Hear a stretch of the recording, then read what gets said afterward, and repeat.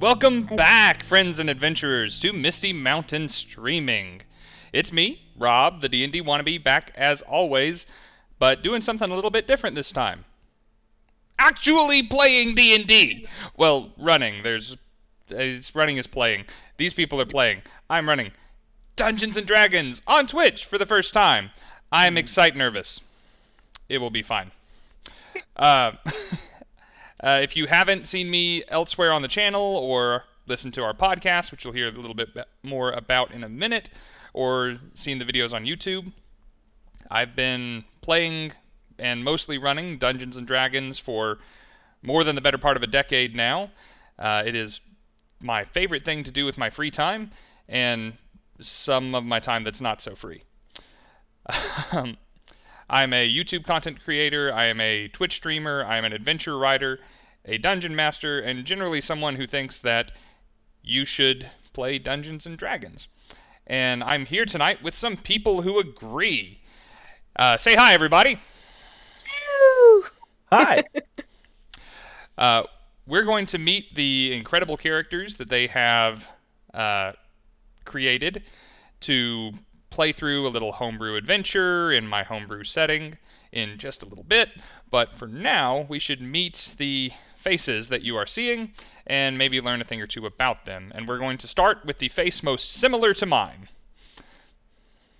That one. I assume that he means me. So, hello audience, my name is Steven. I have been Rob's twin brother for all of both our lives, and more recently I have started a podcast with him called Bardic Twinspiration, where we talk about D&D and things that might be able to make your games a little better, or just things that irritate us about the game's design in that one episode. Yeah. I have been playing D&D or Pathfinder, various role-playing games, for probably about 7-ish years now, mostly as a player. I was a dungeon master one time where I killed Rob's character, and he has invited me here for revenge. I have been with Misty Mountain Gaming for just a couple of months through my association with the podcast, and I am very excited to be doing more with them here. Thank you. After Steve, let's go over to KJ. Hey, KJ, also known as KJ Cosplay on Instagram. I do cosplay. I stream maybe once a year.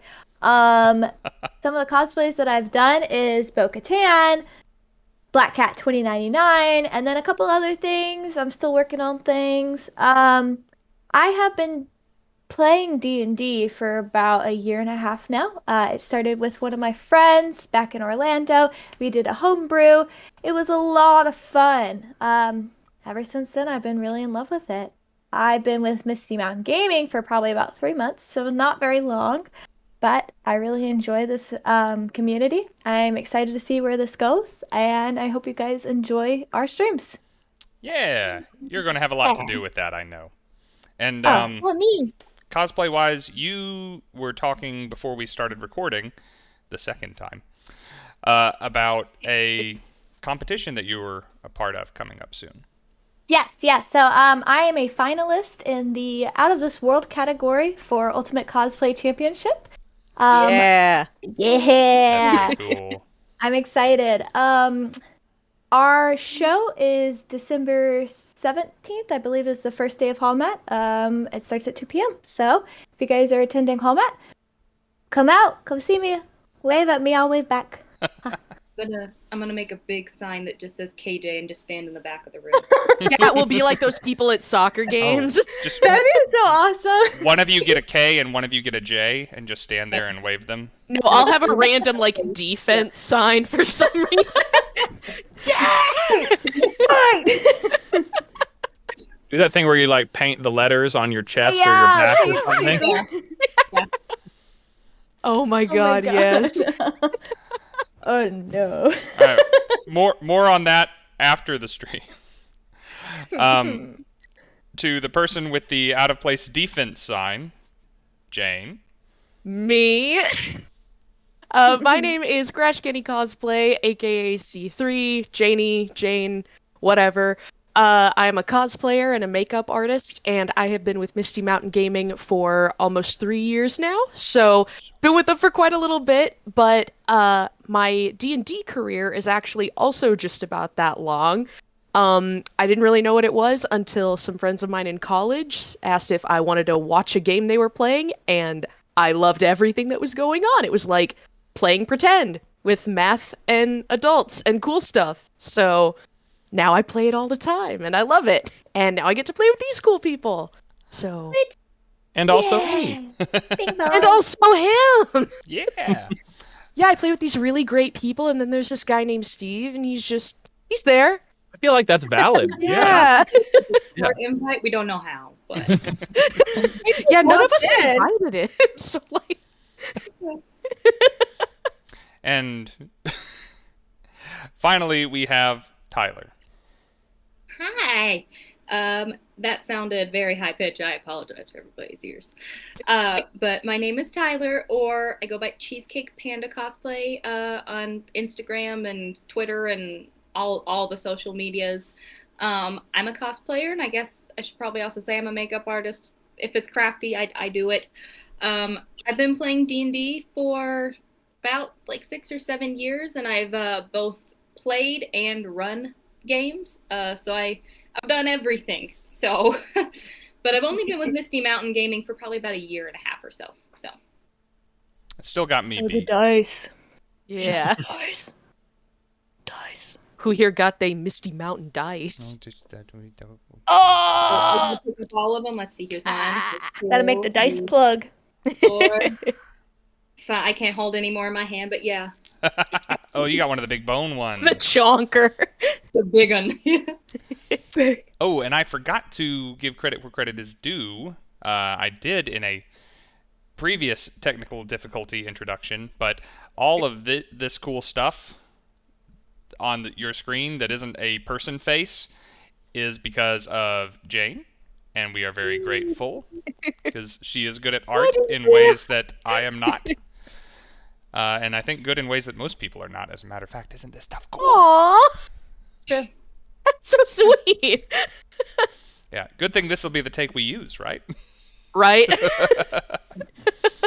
Okay. Well, one can hope. Anything else that we should definitely say before we get started? Sorry. I apologize to Sorry. anybody who's British now. I'm gonna be trying an accent for this game. Oh, it's okay. I'm going to be trying many. I'm Yeah, just just gonna a be sorry trying. for accents in general. You'll see a few. I'm We so sorry. apologize to the people of this The people of country XYZ and that country. Any resemblance to actual accents is purely incidental and not intended to offend. Yeah. Okay, All your right. draft could be spot on, and they're just making that association in their heads. No. All right. Listen. I've kept you waiting long enough, and I've kept my players waiting for even longer, trust me. Let's get into a little bit of adventure. Dun, dun, dun. A letter was recently received by Lord Carl Exton. It is from Deetra, the dear wife of his cousin, the alderman of a small community out in the countryside called Shallowford. It seems that the alderman, Harvald Exton, has been suffering from some strange malady. He has not been himself of late. And it seems that others in Shallowford are suffering from the same. Now, Dietrich's letter was discreet, and details are scant, but it was impressed upon Lord Exton that he should send assistance, and quickly, and preferably quietly. Lord Exton has been under scrutiny from the Crown lately, and he doesn't want it to appear as though he cannot handle problems in his fiefdom, much less within his own family. To that end, the 4 of you have been carefully selected, some for your subtlety, some for your skill, your prowess, or perhaps just to get you out of the castle for a while. Nevertheless, you four are bouncing along in a ramshackle cart drawn by an old mule towards the town of Shallowford. Driving the cart, as I understand it, is a woman, Dame Carlotta Voltarin, a dark elf. Stephen, would you tell us a little about Dame? Okay.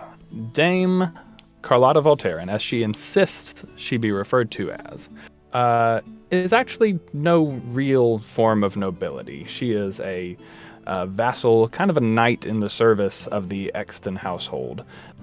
She was sent on this mission because because Lord Exton knew she could be trusted. She is driving the cart to Shallowford, trying to keep herself shielded from what remains of the sun, and she's dressed in her splint mail, as she always does whenever she adventures. Never hurts to be prepared. But it has tufts of fur sticking out from all over it. Regardless of the climate, she always does something to impress upon others her station, even if it is assumed. She always sits with very sharp, strong posture, and very piercing green eyes peek out from under her hood to evaluate her surroundings and those that she might meet. She's very task-oriented, focused on getting there as quickly as possible, and the only thing that distracts her from her mission at this time are the shenanigans from the back of the cart. Speaking of shenanigans, jostling around between a few crates and barrels and backpacks and belongings in the back of the cart is one Luka Duskseeker. Hi, it's me, the shenanigan. You know who you are. Luka is also a drow. He's very, very short, though. He's only about 5'1". Probably 2 inches of that is his shoes. He has kind of like bluey purpley skin that's got like little silver freckles all lingering about all over everywhere, and he's got like a strip of the moon phases running down his chest. And he's always dressed like very, very fancy and has this gigantic purple witch hat just like always topped like right upon his head, under with like big round glasses. And he also has a familiar named Phoebe, who is always with a little pink bow around her neck and a bell so you can hear her wherever she goes. But Luka's currently in the back of the cart with Phoebe, just kind of, oh, darling, please, don't eat all of the saltwater taffy, save some of it for me. And while he's doing this, like, basically everybody's probably keeping an eye on him to make sure he doesn't blow something else up on this journey. So like, you all definitely every morning at the crack, like 7 o'clock on the dot, hear him like ringing in your head with like the message spell, ta-ta, everybody wake up, time to get that beauty rest, you already got none of it, get up. Doctor, can you cook something for me? Thank you. That's how you wake up every single morning. It's a delight. I am never vacationing with Luka. Speaking of Doctor, who was mentioned, what is Doc doing on this trip? So the Doc would probably be sitting back up against more toward the front of the cart, maybe making small conversation with Dame every now and then. But also just kind of keeping an eye on the other two in place of Dame's eyes being fixed on the road. His is on the back. He is an older looking drow man, roughly looks to be in his probably 60s or so. Some visible age lines around the face, dark kind of charcoal gray purple skin from an older drow. White hair, same as Dame, shoulder length tied back at the top. Kind of dull yellow eyes, and he wears a white breast coat and purple pants, black boots, and long black gloves. No real frills, seems to be mostly for utility. And he stands at roughly 4'11", which about your average drow man. And he seems to also carry good posture, but doesn't seem nearly as sharp as Dane with his gaze. Yeah, there's much less judgment in it, I think. And rounding out the party, we have our very deal whittle Druna. Yes. My character's name is Druna Harpwisp. Her last name is something that she gave herself. She is pretty young. She's probably like teenage years. She's very smelly and very dirty. You'll see dirt all over her legs, all over her face. She's kind of got like sticky residue, like she had eaten something. Instead of wiping it off, she just left it there, and then dirt got stuck to it. She has a tattered tunic dress on. It kind of goes down to her knees. And then she has a couple belts with a couple accessories. She has a small little dagger and a couple bottles. And she is also carrying a mid-sized stick. She has white hair. It is short, very choppy, very messy. And she has a long braid coming out of the back, right under the base of her bob. It comes all the way down, probably to about her waist, and then tied off with it is her focus. So it's going to be a crystal, kind of just tied to the end of her braid. Neat. She has yellow eyes and just a couple little bit of freckles. And she's very shy. But once you get to know her, she's pretty playful. She's very accident prone and maybe not completely confident in herself yet because she's so young. Druna sounds every inch the opposite of Luka. Luka's just so extra.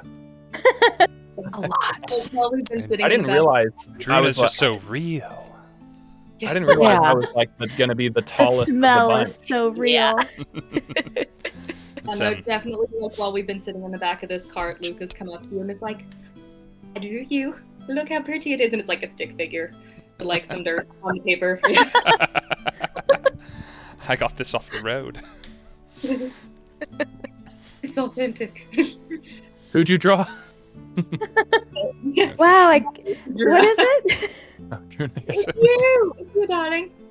Isn't it lovely? Phoebe helped you. See that little handprint right there? That's her cute little hands. Oh, thanks. I'll find it for you. Here you go. And Oh. then to the back of the cart by himself. I've never gotten signed art before. As Luka is looking for something in the cart that could serve to frame his own artwork.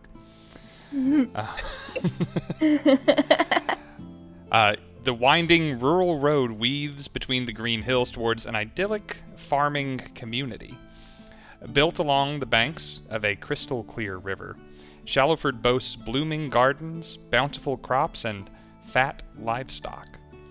The cool breeze from the nearby mountains bears the fragrance of the nearby orchards. A quaint, pastoral white bridge crosses the quiet river that bisects the town, taking the road up towards a picturesque estate. Cresting this hill, you see all of this spread out before you, Dane. Very good. Nice. All right. Put away your supplies. Your art supplies, I suppose. We're very nearly there. Splendid. Can I see, is the alderman's house readily apparent where it is and where we should be heading? So the road that winds through the town and across that little white bridge leads up towards the only multi-storied building in sight. And Dane, being an astute person, thinks that would probably belong to someone of state. Okay. Make sure everyone's awake behind me, and we'll press on into the town. Okay. You guys follow the little dirt road. It leads you down, and as you near the town, you start to pass through different pastures and different fields of different crops. On one side, you have a vegetable garden with tall rows of corn and a scarecrow, and on, the left-hand side, you have a grazing pasture where dozens and dozens of sheep are just lazing about this clover-filled pasture. You notice that a shepherd is out amongst all of his flock, behaving in an abnormal way. He's kneeling down in front of another of the sheep, on his hands and knees, and is seeming to speak to it in some way. You are far too far to hear what the conversation might be about.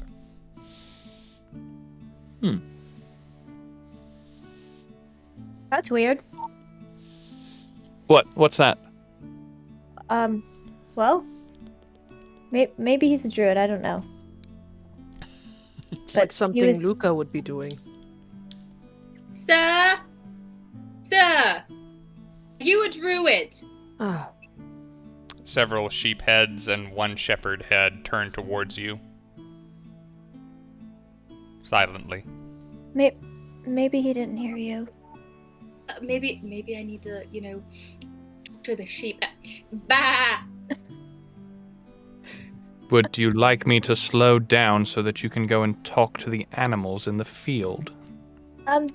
Yes, please. Thank you. I could not weird. possibly roll my eyes more, but I do so. All right. After the bleating, several of the sheep start actually trotting towards the fence line next to the road. The farmer also approaches, still on all fours. Luka, have you ever thought about maybe you're a druid? Like, you really called those sheep over. Like, I don't know. Maybe I have more talent. Maybe, I know I can speak rat because I can hear Phoebe all the Yeah, time. I guess I can speak sheep now too. Yeah, you might be a druid. Like, I would look into that. Bah! That's really good. Do they do anything? I couldn't do it better. Someone's side-eyeing me, I can see it. Several sheep and the farmer respond. Nah. Nah.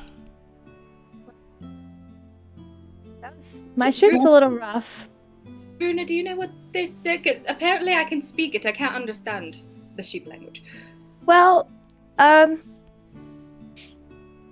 guess I'll ask him a question. I don't really understand the farmer. He's kind of got like an accent, like a weird sheep accent that I've never heard before, but I'll ask the other sheep. So Druna, she looks at the one sheep that's in the front, and she's like, why is he speaking sheep? Do you have any capacity to speak with animals? I thought I did. I'm a druid, right? Mm-hmm. Can't druids talk to animals? There's a spell that can let you. Yes, I have a spell! While this is going on, I just pull out a pipe, start packing it, light it, have a puff, and pass it to Doc. You'll take it and take a small puff as well and hand it back. It's dedication to livestock, I suppose. This could be a while. Are we really on any kind of schedule? No, I suppose not. And honestly, this is one of the least destructive things that Luna has asked me to stop for, so... Let them play with the sheep. Okay, found it. Yeah? Yeah, I'm going to speak with animals. Excellent. Okay, by the way, you can have inspiration for your farmer speaking sheep in a weird accent. That tickled me. You get inspiration by making him laugh, guys. So you'll learn. Inspiration for anyone just joining D&D or who hasn't heard of this thing or has only watched Critical Role and they don't use this mechanic. Inspiration is advantage on a roll, which means if you roll a d20, you can roll a second one and take the result that you prefer. And when the DM awards you inspiration, you kind of bank that ability to re-roll something. It's an optional rule. We're playing with it, and I typically give it out when someone makes the game more fun for me, either by remembering NPC names or something about the plot, or just making a terrible pun, or saying that farmers speak sheep in a terrible accent. I've never heard it like that before. I don't know. It's not like the sheep back home. So you cast your spell, and instantly you begin to make sense of all of these competing voices that are all vying for your attention from the other side of the fence. Look. One at a time, please. I'm still new. You in the front. All right, you're pointing to one of the sheep? Yep. All right. All the other sheep immediately silence themselves. And Well taught. the indicated sheep, delighted to have someone who's actually giving them the time of day, says, "Yeah, this guy's acting like a sheep. Like he's one of us, and we don't like it. That's cultural appropriation. It's somewhat demeaning, and he just ain't doing it right. We don't like it. We want it to stop." He's got this weird accent. You have a point, because like I've never seen a farmer pretend to be a sheep before, so I could see how that would be like conflicting in the community and everything.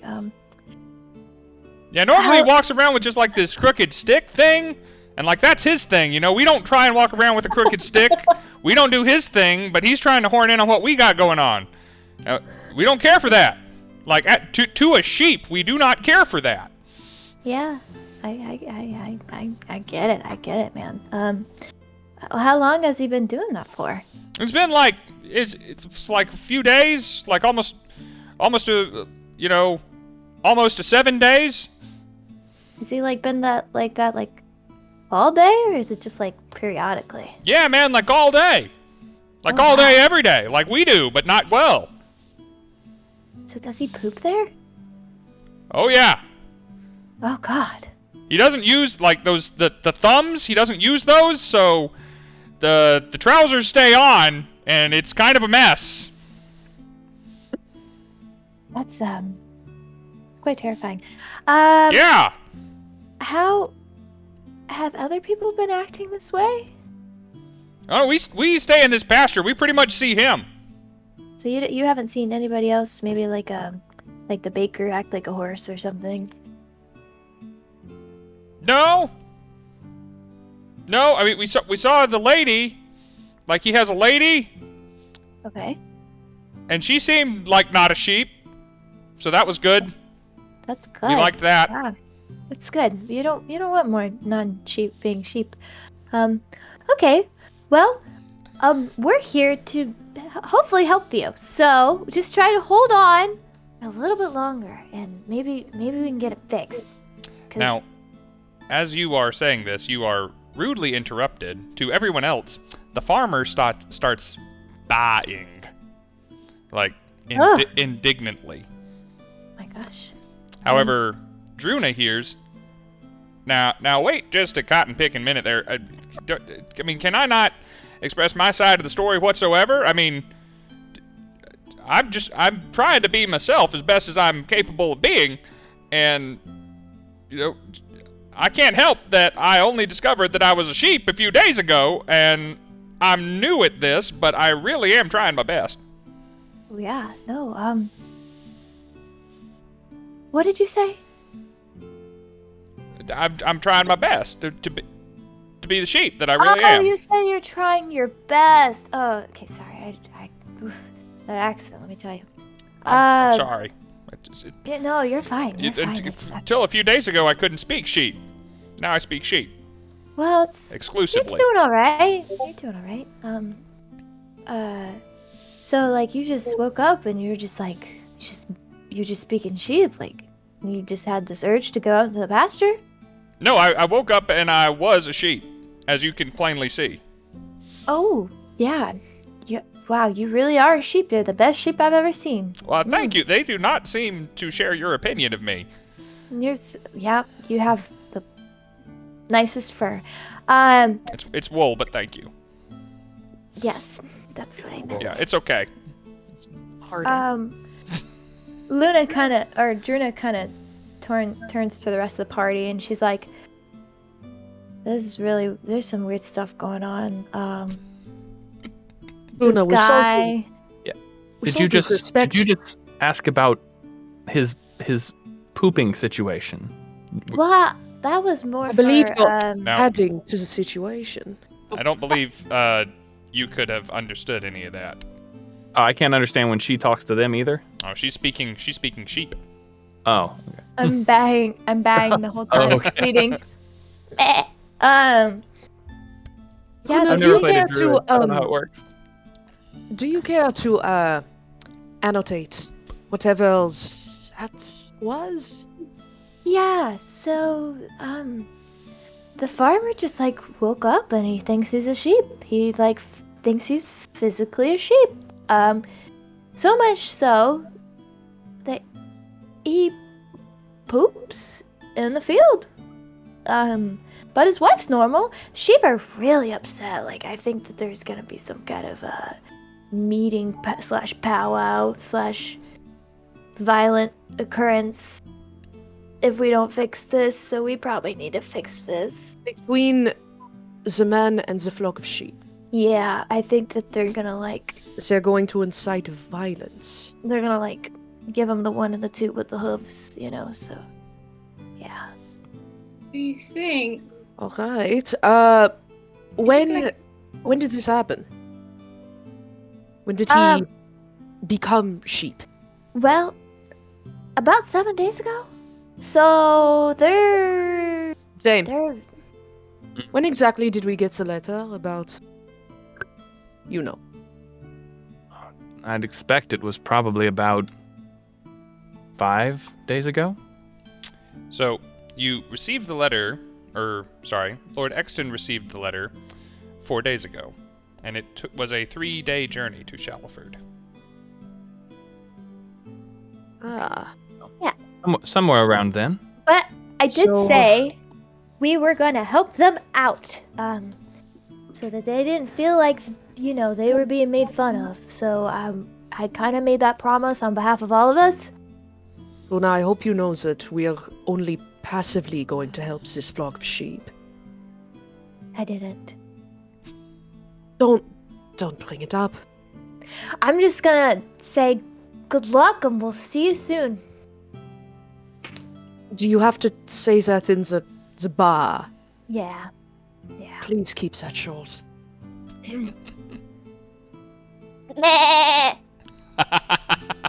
That was great. good. That was good.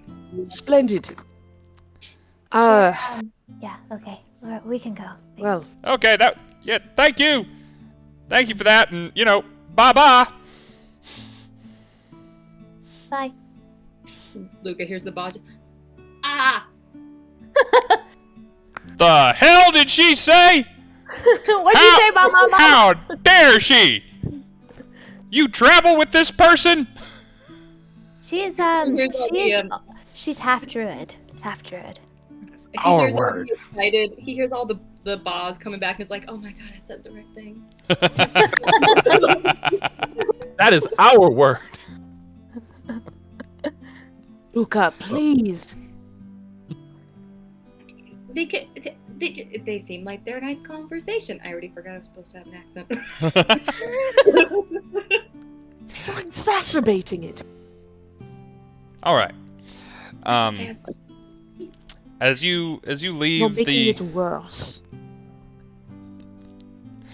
as you leave behind the ever smiling gaze of the scarecrow and the shepherd and his sheep, or maybe I should just say the sheep, you continue down the road towards the town square, and the town square is alive with hustle and bustle as townsfolk meander hither and thither about their days.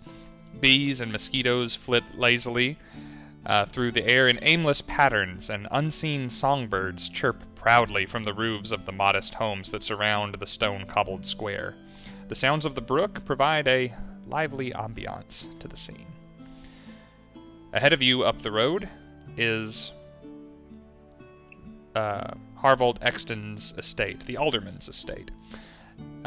Various gazes fall upon you as you begin to pass through the town. Some take very little notice of you, others seem to take great notice. A woman in particular fixes you with a long gaze as she waters the flowers in her window box, and looks as though she's gossiping to them about you in a very confidential way. It's not right. It's the second time. This is there's some weird stuff going on here, guys. I don't know. I've never seen that. You know what? Maybe everybody's a druid. Maybe I would like to cast message and like pull up the little piece of like wire and all that stuff, and it's just like holding it there. Just, ma'am, it's not very nice to talk about people beyond their back, but I mean, you have lovely hair, so it's okay. Ta-ta. And she hears that lady who's talking about us, like, hears that ringing in her head. She reaches out and grabs the shutters and, like, closes the window quickly.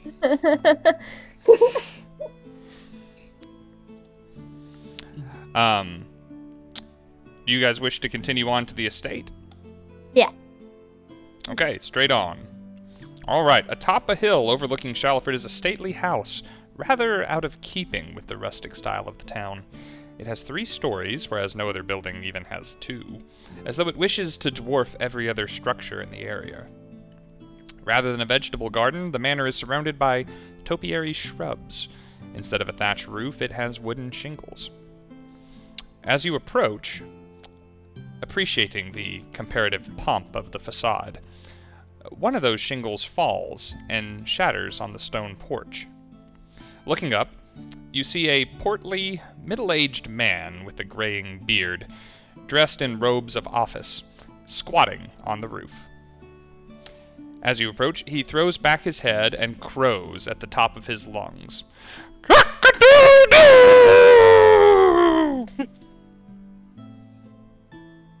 I dare say this is catching. Man, I've never seen this many druids before. Like, I'm kind of nervous. Like, I don't think that's a druid. I believe You don't- that's our quarry. oh, I knew that. Oh god. Is there no one who's going to get him off? I mean, 'Cause I'm certainly not about to climb up there. how would we get him down there is the problem, really. Too heavy for Druna, do you I- mind, possibly trying to, speak with him the way you did before? Yeah, I'll If do it. it's applicable. No, yeah. Perfect. So, I'll cast Speak with Animals. How long does that last? I feel like it might still be up. 10 minutes. You're Only- fine. You're fine. It's fine. It was a fast horse. Yeah, it's not a big town.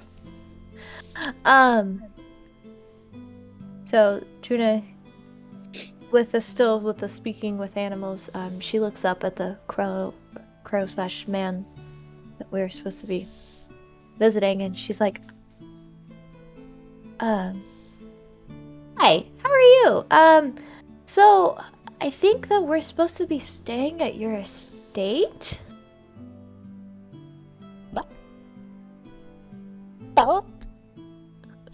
But, of course, Druna, you hear. What? Really? Are you sure? Yes. Are you quite sure? Yes. Who are you? This is my yeah. roost. See, that's the thing. I think that there's something wrong because this is a house. Like, I've seen a roost. This is not a roost. This is a house. Well, my roost is quite large and officious and fancy, yeah. yes, but Yeah. my roost. It's a great roost. So yes, we did get letters. We were carefully hand selected, though I think that they were just trying to get rid of me because they don't like me. But we were sent over here to investigate this town. Because everybody, as it seems, is like acting like an animal, including yourself, because I don't know how to break this to you, but you are not a crow. You're a human. Oh no, I'm not a crow or human. Rooster. You're a rooster. Yes. That's what you are. And yes, I noticed that as well. All. But- He starts flapping a wing about and says, "Yes, everyone has been acting very peculiar. It was all about the same time that I realized that I've always been a rooster." Oh, when did you realize that you've always been a rooster? It was some days ago. I've crowed several times since then, probably at least 7. Oh, so you're like a rooster crow. Yes, I'm a rooster and I have a roost. So I'm a rooster in both senses. So, let me just say that you're at a very dangerous spot in your house. So, if you would like to come down, we will give you cornmeal and worms. Oh, well, yes. You see, I would understand why it would be dangerous for someone like you, but I have these wings, you see, so I'll be quite fine. Oh. Yes, I will come right down. Just one moment. Oh, Yes. Right.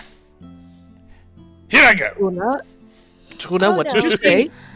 I told him not to, but he What- did what- it anyways. What's all this What business did you say? with the I- Is he about to just hop on down? I start Oh, scrambling no. in the back for some sort of tarp or something. I was like, "Doctor, give me a hand." I don't know what to do.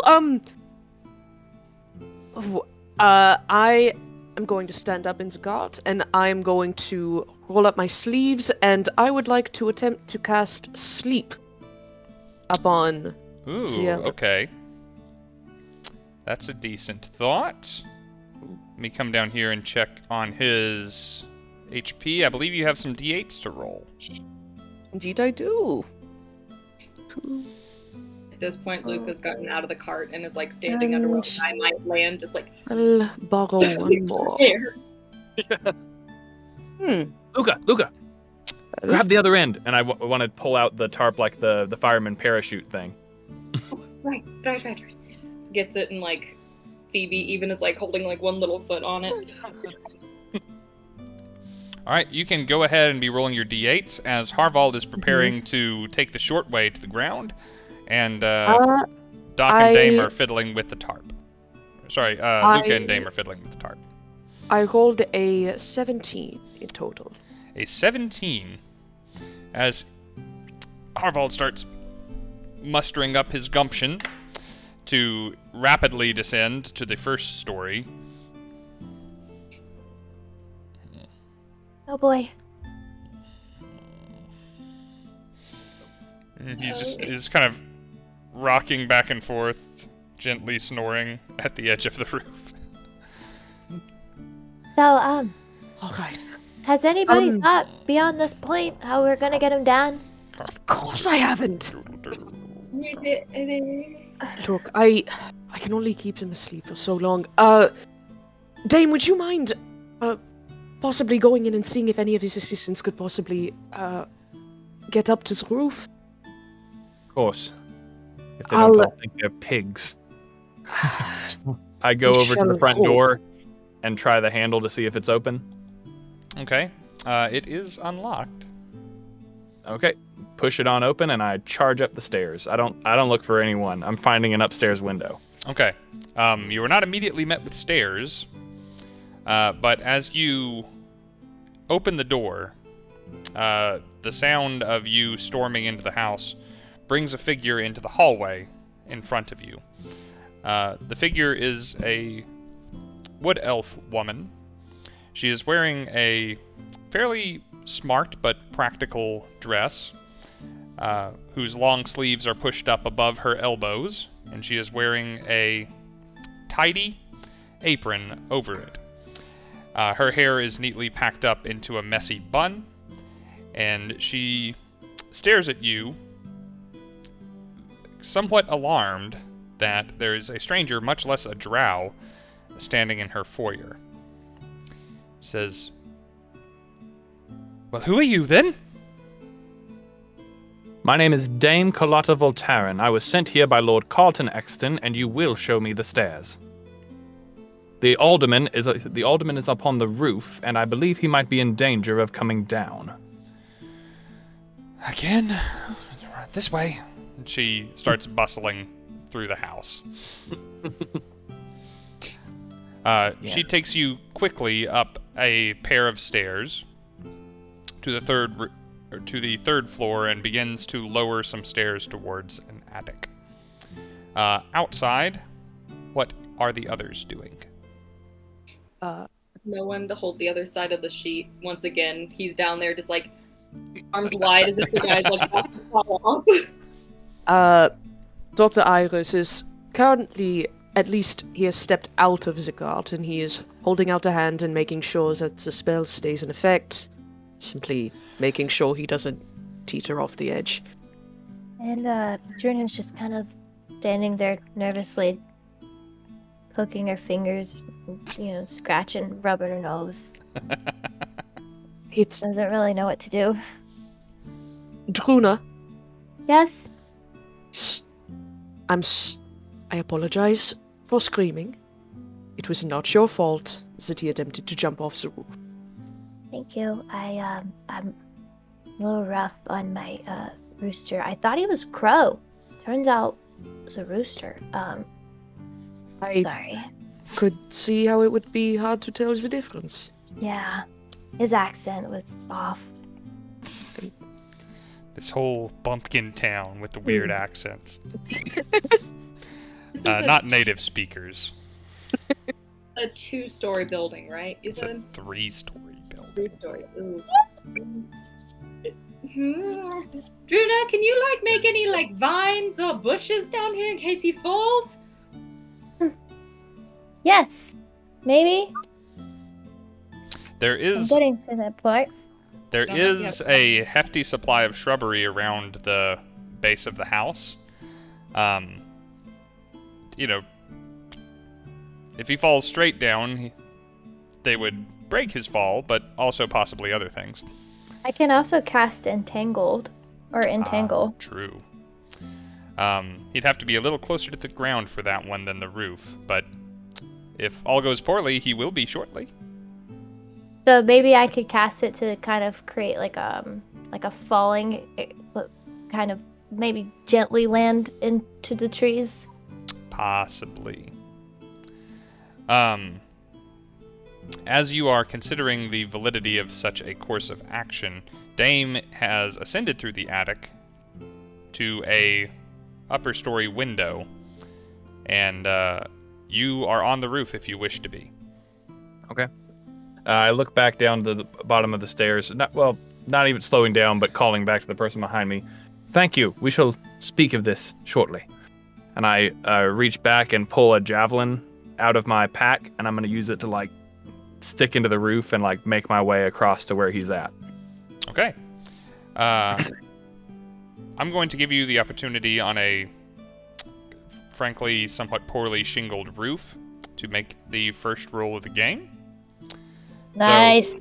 So, this is not a difficult thing, and you are doing something that makes this easier for you with the javelin. But there are still potentially consequences if you do it poorly. So if you would give me an acrobatics check, and the javelin you are using is giving you advantage. Good. 'Cause that's not a good stat for me. Oh, but those are good rolls. So I got a 17. Okay, excellent. Yeah, you start double digits, hiking your way across this crappy roof of this nice house. And now that you're kind of up here and against it and you've run inside, when I used the word facade earlier, I meant it. This place does not exactly hold up to scrutiny, but it looks quite impressive from a moderate distance. But you make your way towards the gently rocking form of the alderman. Okay. I want to, I can tell he's asleep, I assume, so I'm just going to, carefully, reach out and grab hold of, the back of his collar and pull him in close real quick. Okay. You have no difficulty in doing so. He's still got a few precious seconds of sleep left. What is your hope to take him in the way you came out? Ideally, yes, unless there's like some part of the roof that's, flat, then yeah, I want to get him back inside. Okay. Everyone on the ground sees Harvold start to lean forward, and then a purple hand or a gloved hand, I'm not sure, appear at the collar and yank him back. Absolutely gloves. Gloved hand come out and yank him back from the edge of the roof. Right. Thank God. Inside. We should go. Yeah. Let's give I'll follow you. let's give Dame one more opportunity to fall off this roof now that she is burdened by a fat middle-aged man. You still have advantage. The DC is just a little higher. I would have expected that to have disappeared. Okay. He's not resisting, he's just heavy. Don't question it. 16. 16, you're fine.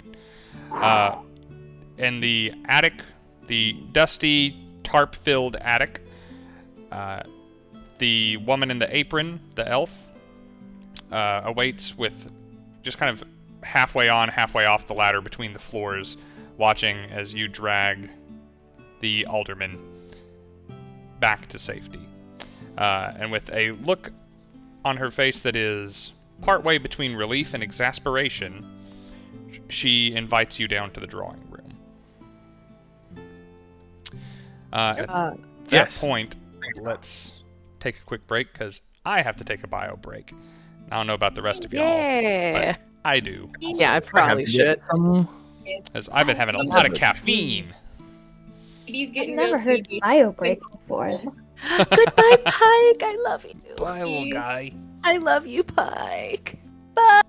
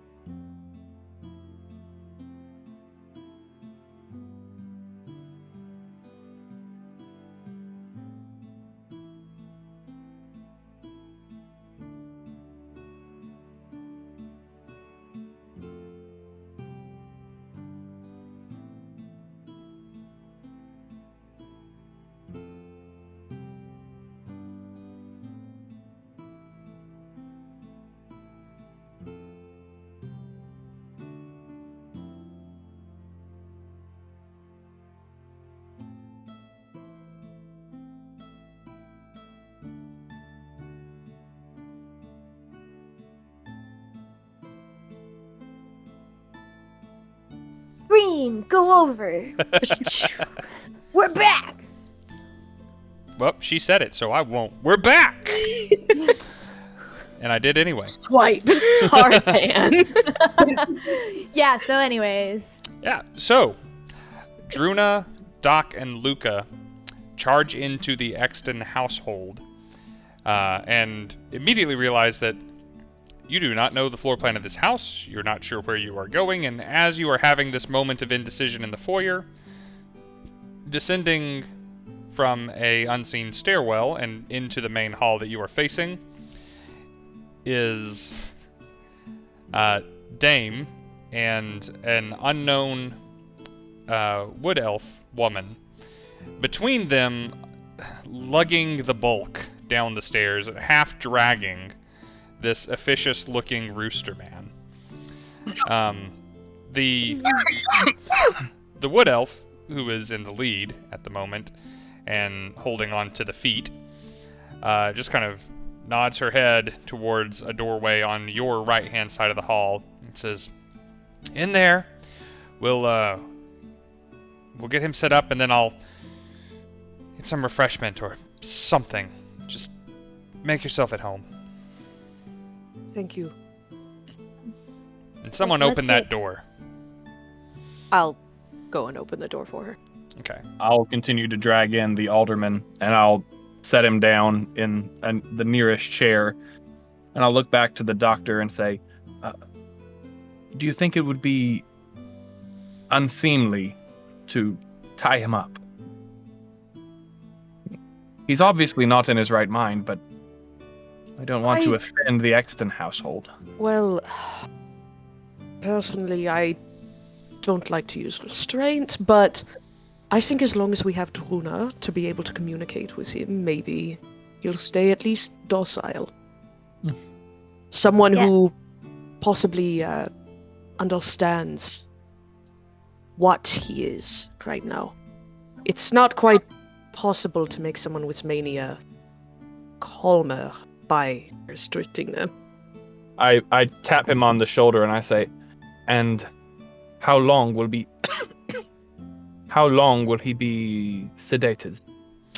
The spell effect has worn off. Now he seems to be just having a nice nap for whatever reason. It only stays active for 60 seconds or so. It's not a permanent fix. Maybe we're just lucky. Sometimes chickens just like to sleep. I can't fault you on the logic. Seeing that.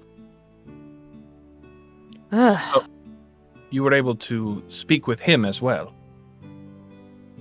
Who, me? Yeah. Yes, I'm sorry. Druna, yes, you were able to speak with him as well. Yes, yeah. You guys should just, since he's sleeping now, just go ahead and tie him up. Okay, good. So I will go back to the cart to fish out some rope, because apparently I don't keep any on me. And I will use that to just do some, loose restraints, tying him to the arms and the back of the chair. all right, as you are going to fetch the rope before you have quite returned, after having set down Alderman Exton with you, the Wood Elf woman has left the room and then briskly returns, says, I'm sorry, I forgot to ask. Refreshments. You've come a long way. What would you like? Water, wine, tea, something? Wasn't there one more of you? She's gone to fetch some supplies. And my apologies for not properly introducing. We are all representatives of Lord Exton. And tea would be soda. Tea it is. Do you have chocolate? One at a time, darlings. I'm. You, sir. You have hot chocolate. Or sugar, at least, for the tea. I'll look. Do you have cranberry juice? No. I have apple juice and orange juice, as we have those orchards here in town. No, see, I really like cranberries. I'll just take a water. Yeah, thank you. Light ice, please, thank you. Okay. So as she begins to exit, she encounters you in the doorway, Dame. And with kind of still an exasperated look on her face, she looks at you, she looks at the rope, back to you, then just passes you into the hallway. I nod and proceed. Alright. Once you have appropriately restrained the slumbering alderman, the woman returns, and it takes her a few minutes. She does come back with the report that she does have some scant amount of hot chocolate, which you are welcome to as her guest. She returns to say that the kettle is on, and that she will be able to make the tea and the hot chocolate shortly. And she comes with a glass of cold water, no ice, for Druna. Oh yeah, this is fine. Thanks. Okay. She sets it before you on a coffee table and just kind of collapses into an armchair. It says, well, you got here quickly. That's delightful. I wish you could have gotten here sooner, but realize that's impractical. I'm Mrs. Exton, Deetra. Ah, This is my house. And it was his. Still is, I suppose, when he's not acting like a loony.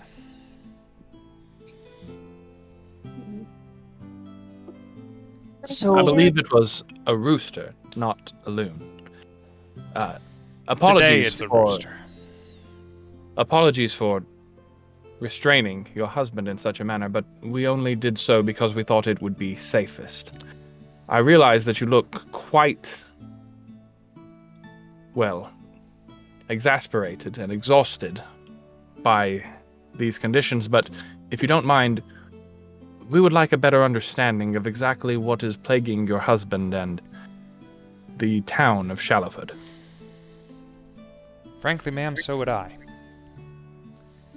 Who all has been affected? I notice that you, at least, seem in your right mind. No behaving as a sheep or talking to plants. No, mercifully not. Though I can say that I'm very much the exception to the rule.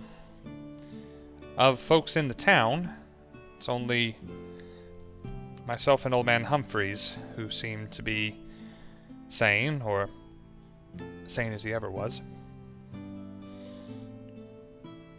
pardon, out of how many people?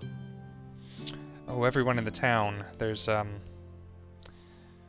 probably getting up to 100 of us here if you count the kids. Ah. And this started exactly a week ago? Roundabouts, yeah. Some, not everyone started at the same time, but everyone was normal before then. At least, normal as it ever is. Do they have like anything in common? Like, do they use like the same deodorant or something? Druna, you know what deodorant is? Well, I've heard of it. I know that like people use it, but I don't know. I've never been able to afford it. Remind me sometime. I'll give you that opportunity. Oh, thank you. I've always wanted to try No, it out. it would be my pleasure.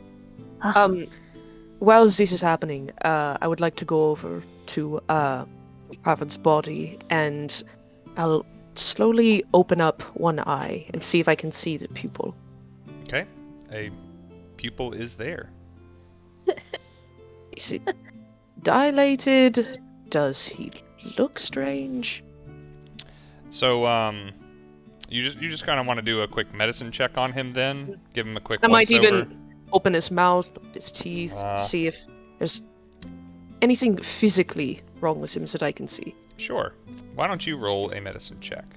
I would love to. I imagine that's the kind of thing Doc is good at. One would hope. That is a 21. A 21. Ooh. no. You don't push call his you the sleeves up, doctor you now. open his mouth, you check his I wish ears. I could roll this well Mhm. any other time.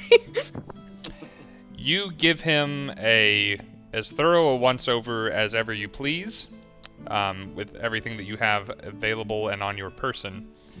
And other than maybe some malnutrition from far too much cornmeal and worms recently,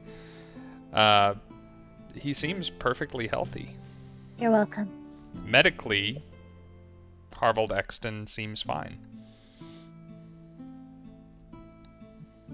Ma'am, you said today he was a rooster. Does that mean he's been different animals the days, or? Yes, it seems like birds. Birds, yeah. Crow one day, rooster another. It's been mostly rooster, frankly. And Druna, you are right about the crow. Yeah, I knew something was off. I told you. Good intuition, yes. Thank you. Thank you. it seems job. like every now and again I get like this little glimpse that maybe my Harvold is coming back, and then more rooster.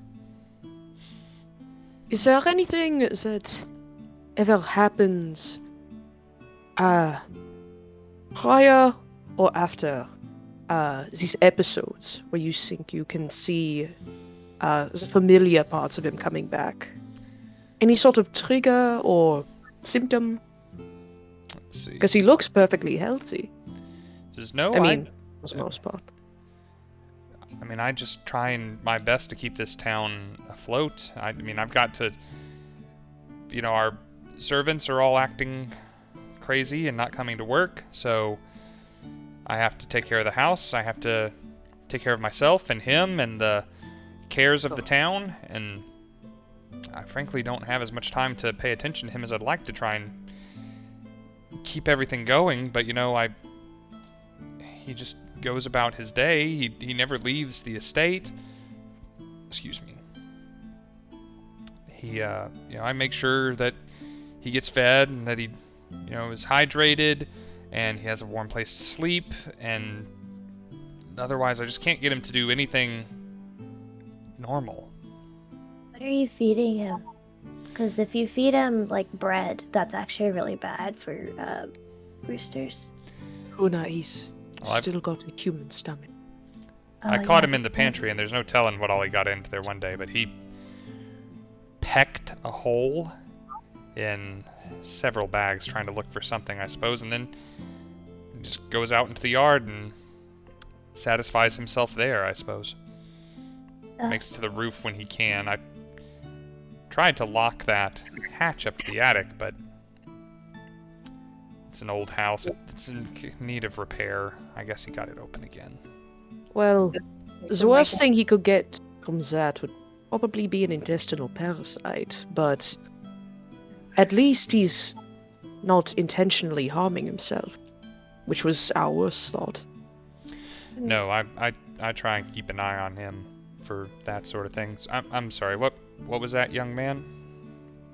Just at this point, he pulls from one of what should be a spell component pouch. Instead, he pulls out a tiny bag of gummy worms and is like, when he's wanting the worms again, maybe trick him and just feed him these. Those are for people, actually. Are those nutritious? No, not at all. Not at all. But they taste good. Okay.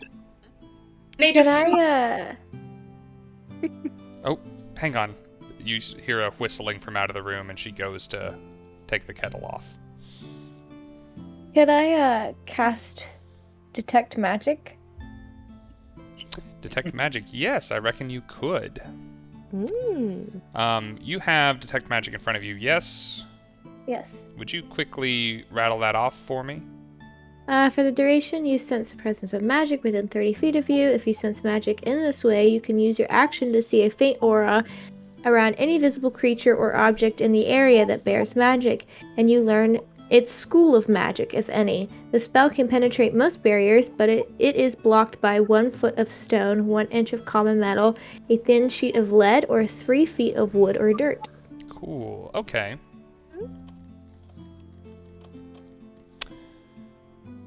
Yeah, let's do that. So, you mark off the spell, and you notice with that... Hang on, I'm running through the schools of magic in my head here. I know, I've never heard of it. If you know all of them, I'm gonna be so impressed. Do we want to try that? We have want to. Let's see. Abjuration, enchantment, divination, evocation, necromancy. I'm forgetting which ones I've already said. Abjuration, divination, evocation, enchantment, illusion, necromancy, transmutation, and conjuration. Yep. Nice. I know. Magic collective. That's it. Damn. Yes. So, you use your action to do that thing you said. You use another spell, and everybody sees Druna's eyes roll back in her head for a second, and when they come back down, those, you said yellow eyes before? Yeah. They've turned gold now and have a little bit of a sheen to them. And Druna, you notice two things in the room are magic. One is Harvold Exton. He has this very faint, like, traces of enchantment upon him. Okay. The other thing that is magic is your cup of water. My cup of water? Your cup of water also has Oh. little traces of enchantment. I kind of look around awkwardly real quick, and then I pull on Luka's sleeve. Luka, I think something bad is going on here. My water's enchanted. Your what? Can I see your cup of water? Yeah, here you go. Yeah. And you see him just start like sniffing at it. Rolling it around, checking out the legs, Aerate it. the nose. It's very woodsy. I hear this, and I pull out my warhammer. I'm like, well, it's obvious that Deirdre is behind this, and now she seeks to poison us as well. Dane, What was we need to Luka in hang on, guys. What was Luka in the middle of saying and doing? If we're gonna be here for a little bit, did I ritually cast Identify in this glass water? Yes. Which means minutes It was a good choice. So Luka, as Dame is pulling out a warhammer, I think you said. Yep. Luka takes the cup of water and fucks off into a corner for the next 10 minutes or 11 minutes to start casting a spell. Whole time, like, it's him, like, looking through it and, like, looking at it like it's some kind of specimen, and, like, Phoebe comes out too, and, like, you hear a little couple of squeaks followed by, like, I know, it's weird, isn't it? It looks normal. Like, You just see the equations floating above the head. it's like that meme of, like, the, Exactly. Alright, Yes. now that I know what Luka is doing, Doc and Dame were making a plan. I also want to mention that this man right here, he's also enchanted, but I'm pretty sure you guys knew that. Just wanted to say it. I figured, but may I? And I'll hold out my hand for the cup. Oh, it's in the middle of a ritual right now. But Oh, you that's can, right. Sorry. You can interact with it, you just can't interrupt her or sorry, you can't interrupt Luka or take it away from him. Maybe, I don't know. Actually, I don't know. Never mind. Dame, with all respect, I think we should continue handling this with discretion until we have further evidence.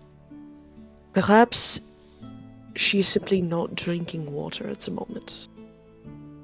Which is possible, but we need to be careful for the crown's sake. That's smart.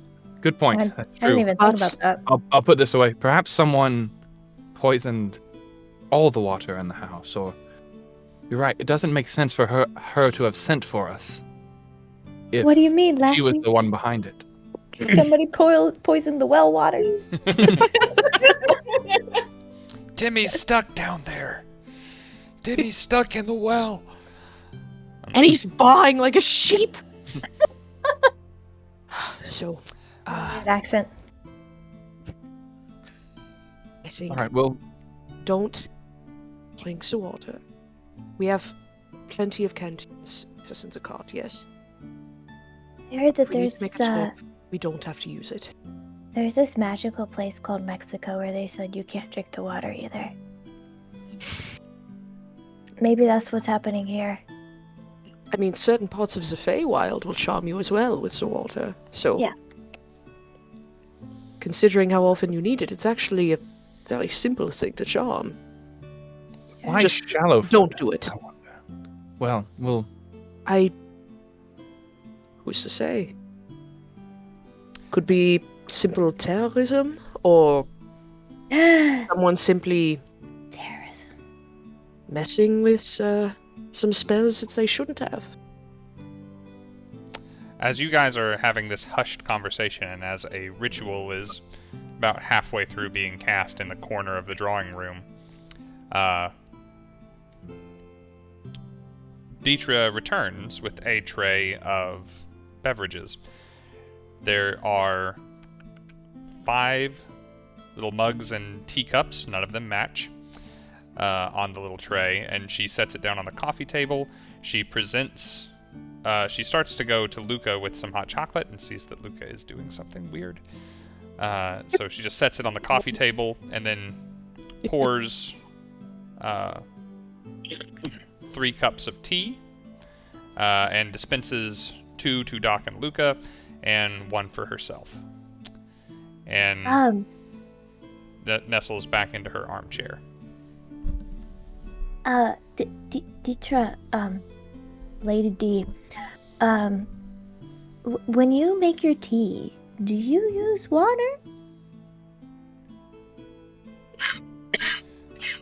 Yes, that's how tea is made. How do you make tea? Well, I've never made tea, actually, because...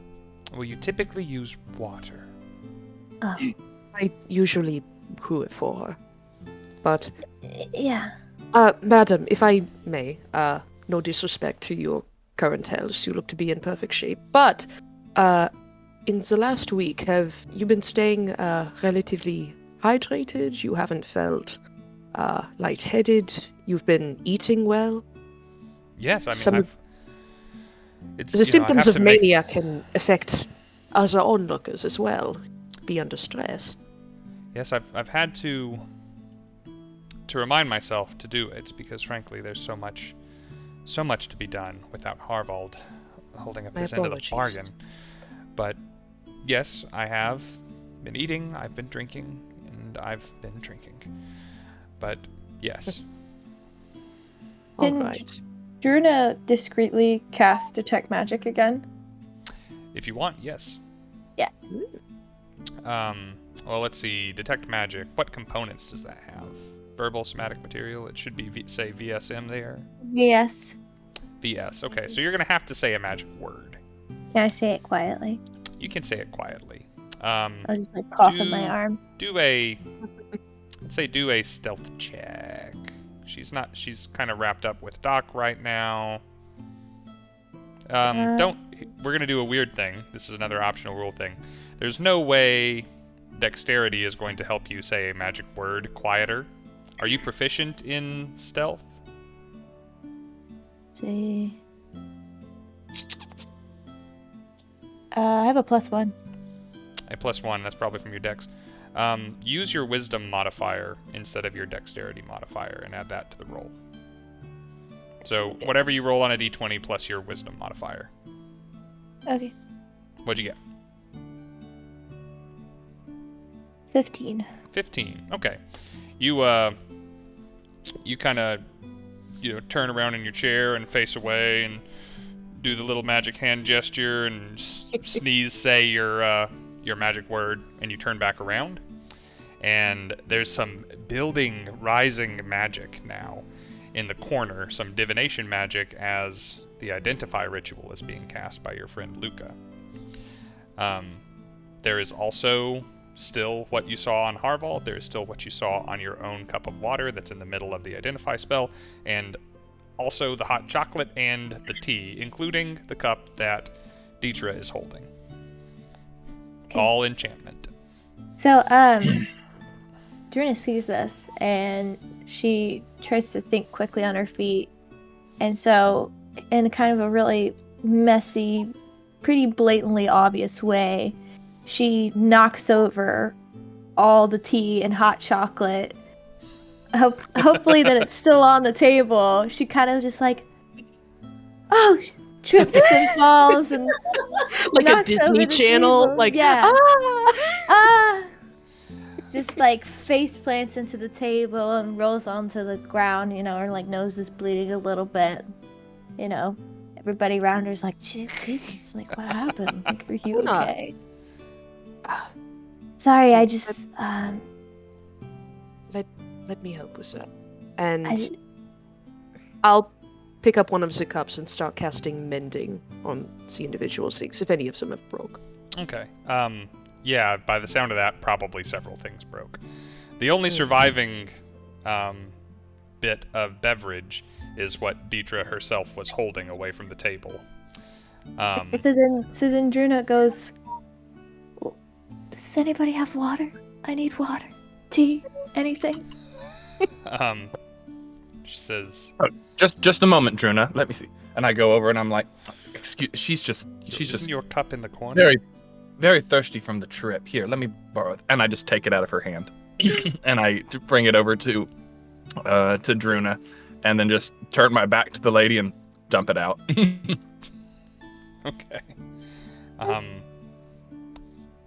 Deidre is not a fool. She doesn't know precisely what you were up to, but clearly you were all up to something. Not the least of which is the person incanting some magic in the corner.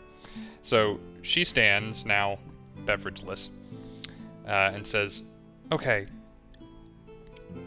what is going on here? What is he doing? Much What longer. are you on about? My husband is tied up. My dishware is on the floor and in pieces. Thank you for fixing, by the way. That It happens. saving me the trouble. But what's going on? Miss Deidre, if you don't mind, you don't often drink tea these days, do you? No, I don't take the time to make it for myself. That's good. That's good. You did well sending Looking for forward us. to that cup, actually. I do apologize. It was in your own best interest. It's like, you did well to send to Lord Exton to have us sent here. My colleagues are in the process of identifying the problem, and I believe that they have already found some connection to the water supply. The water supply. Water supply.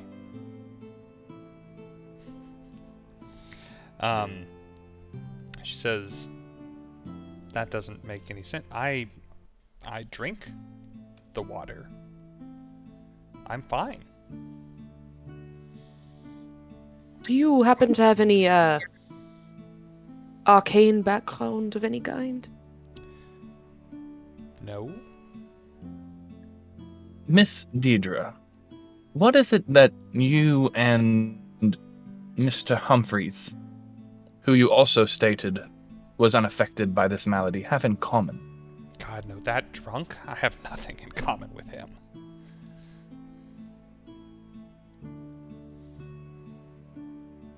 But it seems that you're both escaping this malady. What is it that you normally do drink, if not tea or water? Water. Mostly. I mean, I'm no spring chicken anymore, and, I'm in my... coming up on my 2nd century, so I need to stay healthy. Yes, well, do you think that you are... If the water is the problem, are you perhaps immune in some way? I'm trying to determine the source. Well, we have determined the source of the problem. We're trying to now determine what makes you resistant to it. As you are asking this question, the ritual is arriving at its crescendo. Luka, let's make sure I'm giving you the full credit for identify. And I'm sure that Lord Exton sent you with an owl feather and a 100 gold pearl. I didn't know the pearl. With strict orders not to sell it. You have identified that in the water, not the water itself, is what is tantamount to a magic item. In the water, there is a trace amount of Pixie Dust. Oh. Let's see, if it's a magic item, you learn its properties and how to use it. It doesn't require attunement to use. Let me go ahead and tell you a little about Pixie Dust. Pixie Dust is a natural byproduct of pixies. They create it with their wings when they fly, a la Tinkerbell. It is the source of magic that pixies are able to use, and they can use it to great and varied effects. However, the secrets of how exactly to use it, if you are not a pixie, is unlearnable. That is not something that the Identify spell can exactly teach you, because it's a natural thing. It has random and unpredictable effects in the hands of effectively anyone else, including and not limited to changing behavior, changing form, and mimicking the effects of other spells, usually from the transmutation, illusion, and enchantment schools. Yep. Okay. Let's see, if you learn all the properties, you burned 11 minutes to give me a good spell, even though it was a ritual on this. You know that it is usually considered a charm effect when Pixie Dust takes effect. Charm effects such as elves like yourself and Deetra have resistance to. Oh. Yeah. That makes very much sense. Then it's just there's not anymore. I was gonna say with my school of magic if I might know anything else, but that's already plenty enough to know. So I do regret breaking all those glasses. yeah. I've got that covered. Thank you. He like stands like straight up, like immediately, like he's been in this position in the corner, like whispering weird little creepy things, like doing like some Cthulhu crafts, like, and suddenly like shoots him. Is like, pixies. And have you seen pixies anywhere? Because you can't see the glitter in the glass, but there's pixie dust in this water. As you shoot up, Phoebe gets a little bit of hang time before. Yeah, Brain blast! Phoebe says, "Cowabunga." Wow, with the Jimmy Neutron reference. Okay. Yeah, there's that pull.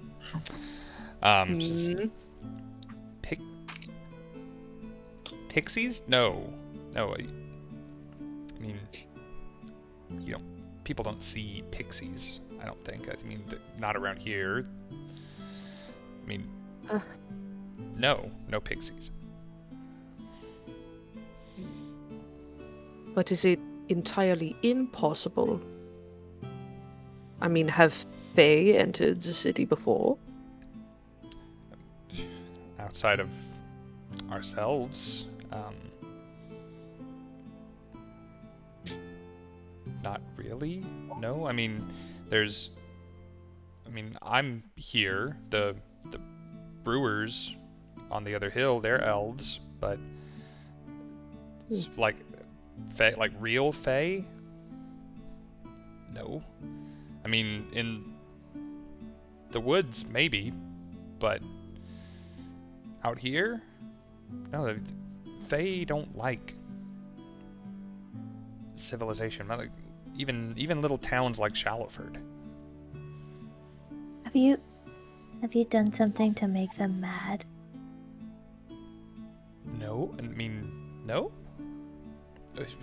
It's just been nothing different from always. You know? What's always? Pixies. I mean, growing crops and livestock, and the brewers make some mead up on the hill, and it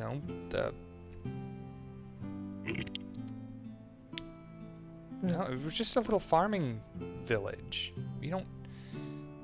piss off anybody. We don't see anybody. We don't go anywhere. Lady Deirdre, if you don't mind my asking, where did you come by this water? Is there a local well where everyone seems to draw it from? Everyone who's been affected? No, we don't have a need for a well. We have the brook. The little stream. You crossed over the stream coming through town. Brook, yes, the one that went under the little white bridge. Which I remember, yes. You all get your water directly from there. Yeah. I mean, it's there, it's convenient, it's cold, it's clear, it's fresh. It's a little bit of a trip for me, but it's convenient for everybody else.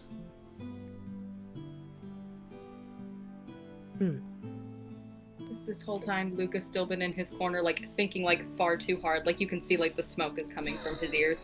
He goes, everybody huddle up. I think I figured it out. And, like, he, like, literally is like, ma'am, 1 second. And, like, shoves everybody into, like, a circle with him. It's like, now hear me out. She doesn't think that you ever see pixies. What if somebody, captured a pixie and is using it like that captain from the stories, you know, like Tinkerbell. Yes. And what if he has like a little pixie, like in a little cave, where he just kind of like shakes her over the water, like it's like salt or something like that. Like, I think I'm onto something. I think this really might. Thoughts, opinions. I look up from the huddle. Mostly. Lady Deirdre, do you see anyone who seems to be in their right mind down by the river? Perhaps Old Man Humphreys or anyone else frequently? Humphreys spends most of his days over at the meadery, and he wouldn't be... No. Frankly, I don't know if that man ever hydrates. Well, that would be an excellent way to avoid this problem. He may have just happened upon that happy circumstance. No, the... Carrie Morgan was in her right mind, but she moved back home after Hobb started acting like a sheep. Oh, the shepherd's wife. Yes. Do you know her? We know him. Oh. Well, Bleated in recently, passing. I'm sorry. Got a weird accent. I've always thought so too. Yeah, it's kind of strange. You can have inspiration, Luka, for that hot Peter Pan reference. She says, no, but you think... So, there's pixie dust in the Wanderbrook that everybody drinks from. That's Kind what of what you said. We'll need to do some further testing on that water, but if that is where the entire city gets their water from, then at least it's a lead. We're not saying that you have any connection to any foul play, but it's evidence. Just a moment, ma'am. And I duck my head back down into the huddle. We're still in a circle. Oh, yeah, no one said they got up. So I'm like, I mean, I don't really need to huddle. I'm if she's, I grab you need to huddle. head and I grab the doctor. Oh yeah, because you're short. I'm just like Dr. right head, here. Yes. Look, he's been patrolling the town for days now. I think if there was anyone else who was out here poisoning the water, she probably would have noticed them by now. It may do to have a look upstream and see if we can't figure out where this pixie dust infestation is beginning. Yeah. Now, do you think the river might, like the little brook might eventually like open up into like a bigger ocean or like a big pond that maybe like somebody on a ship might be on? Like he's still very much on this idea. Like he thinks he's right. Well, Luka, most probably bodies like of water an do alligator, need to empty right? into The something tip-top larger, thing? so I was about to say, good job, Luka, so just quit while you're ahead. I don't really know how that works, but okay, I'll try. you had your epiphany. Just very good start. let it and then stand on its own. You just let it keep going, and maybe you didn't need to. I'm gonna write about it in my journal. And like he picks it up and like you see like he flips through his pages and like there's definitely like some spells written in there and then like definitely some like doodles and just starts like alligator ship like. I see what I think is like a crudely drawn caricature of me, and I was like, wait, what was that? Okay. Nothing at all. Nothing. Not supposed to do that until Christmas. Nothing at all. And the alligator swallowed a sundial. I was Phoebe's very proud of you and, trots up to your sketching hand and goes for a high paw. How is Lord Exton doing during all this? Is he still sound asleep? As recently, while you guys were in your huddle, Exton wakes up and starts balking, clucking, and kind of wrestling around the restraints, and Deetra is collecting some of the gummy worms from the shattered remains of a coffee table, and begins gauging his interest in those, which he seems to be taking to enthusiastically. He didn't get that bod by saying no to sweets. I don't listen in on his barking, and I turn to Dame, and I'm like, he said something about he hasn't been tied up like this since the 70s, and then something about BDSM. What does BDSM mean? It's a condition. The doctor can explain it to you. Oh, okay. I think best. I have a book. I'll look back at Dame and just kind of called 50 Shades of Fae. Don't worry, I'll let you read it. You'll understand everything. Oh, that sounds like an I have interesting these book. rules in my book. Yeah, this diagram. Let's take a look at these pages in the back. Dame. It'll be fine. She'll probably believe whatever you tell her. I'm not going to lie to her. Druna kind of looks at the Lord Exton, and she walks back, and she's like, "I'm sorry about your condition. I hope it clears up." I say, Dame, Miss Lady Deidre, do you think it best that we leave him like this? I can untie him if you like, but I wouldn't want him to end up on the roof again. No, it's all right. Or- if we can If you prefer, get him out to the barn, that will be fine, and I will start dismantling all conventional means to get onto the roof until later. well, if these knots are too loose, it sounds like you may know a few better ones. Anyway, we're going to be going upstream. We're going to see if we can't find ourselves the real source of this problem. Oh, okay. Okay, well, if Carl sent you, then I'm sure you know what you're doing, so whatever Yes, you we're think is surprising even myself at this point with our efficiency. It's an excellent team. best. Oh, can I get you anything? Do anything before you go? I don't readily so. Druna, do you need, I believe this animal communication will prove very useful in the future. Mhm. Is there anything else you might need for your arcane prowess to continue? Yes, cranberry juice.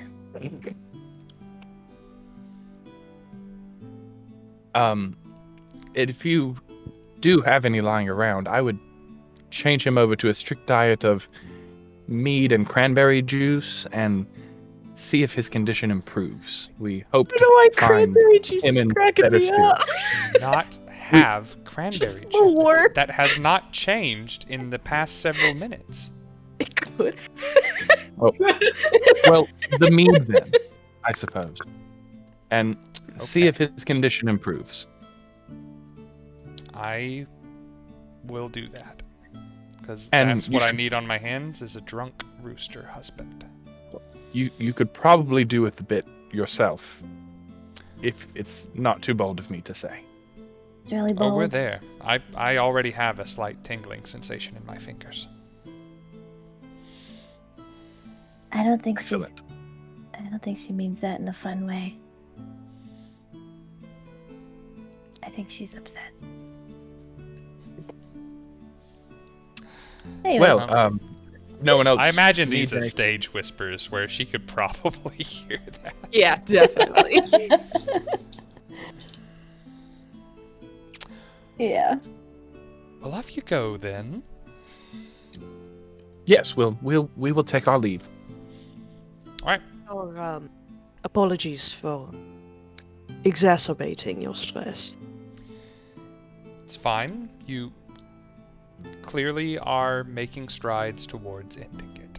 At least this particular variety. I sure hope so. Right. So, after drafting Luka for assistance to getting the still restrained Harvold out into the barn and freeing him there, and she picks up a hand axe and goes into the house to start violently dismantling things that Harvold could use to hurt himself, especially since he's apparently going to be drunk very soon. You guys are left to your own devices with your carts and your nag out in front of the Harvold estate. So, onto the bridge. Yes, it should be quite easy to determine where most of the townsfolk get their water. There will probably be some sort of path down to the brook. Whatever our problem is, it's either there or somewhere upstream. You think we're gonna see Tinkerbell? Don't know who that is, my dear. It's a teeny tiny little fairy, and she wears like a little green dress and has like a little bun on the top of her head. I really hope we see her. I've been waiting for this moment my whole life. It's a Oh, me. children's story, Doctor. Charming.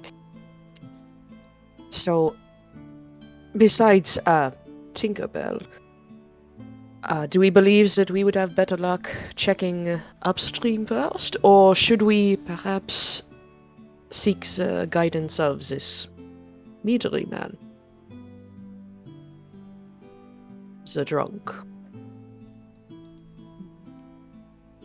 Look, Do you think I you could three are the cast? investigators. I'm just here to, I don't know, drive, You're a- supervise. You're the Flatter handler. me. The handler. I know what I am, but I'm trying not to say it. Dame, you cannot flatter me by saying that I'm an investigator. A surgeon. Do you think we should maybe look at some of the townspeople? I mean, she just told us that, like, all but her and one other person were acting funky, yet, I don't know, the townspeople really just kind of looked at us and that one lady gossiped. Didn't seem that... I dare say we'll probably run into a few on the way to the brook. We can stop and have a chat. Bay magic can also be unpredictable, depending on the person. Yeah. Yeah, that one lady was like talking to plants instead of animals, so. So is a woman talking to plants? Yeah, that one lady that was, talking smack when we walked into town. Someone was talking smack? Yeah. She got so distracted, I sent her a message, tell her it was rude to talk about people without realizing she was talking to a plant. Maybe not the best observation. No, good. It's entirely rude. Even to a plant. Ah, this is lunacy. By definition. Dame, Yes. where would you like us to go?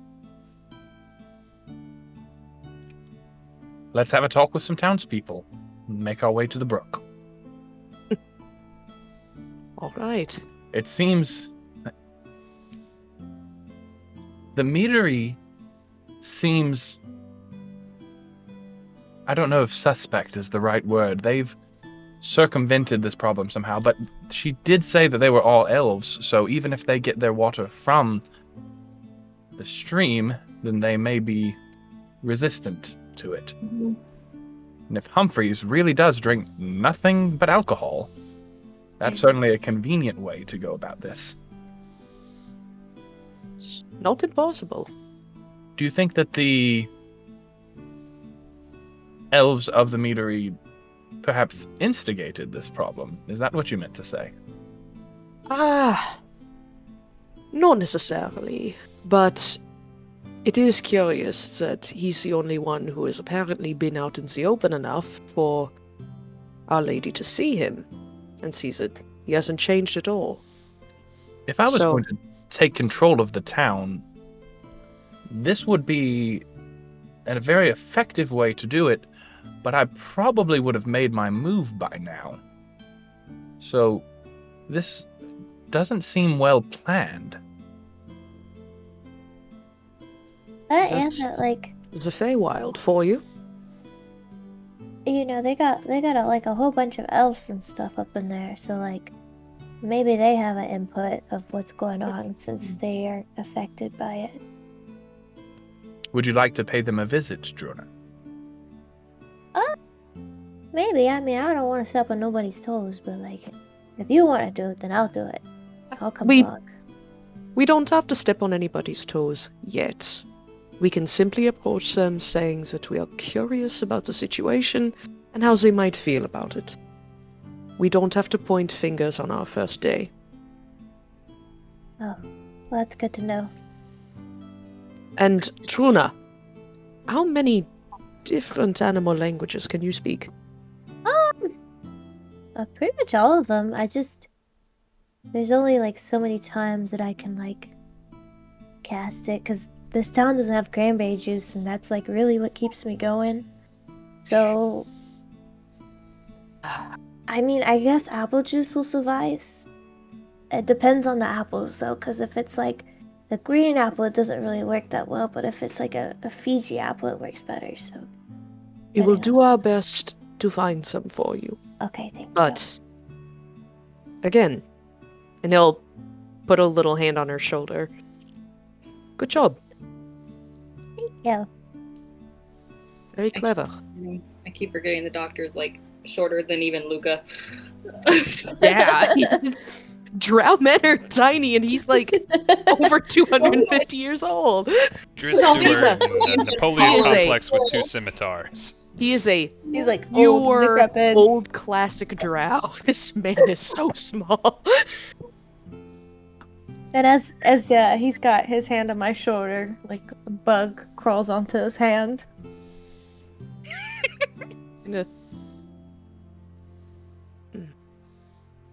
I watch the bug start crawling and start reaching for my warhammer. Flick it off. So then, to the meadery, I suppose. It should be fairly obvious where that is. No time to waste. Could be. So, as you are turning away from the Exton estate, looking back towards Shallowford, you see a building that was invisible from your original path of ingress to Shallowford. On the far side of a hill, and quite near the top, is what almost looks... I mentioned that no building in Shallowford is over a story tall, except for Harvald's estate.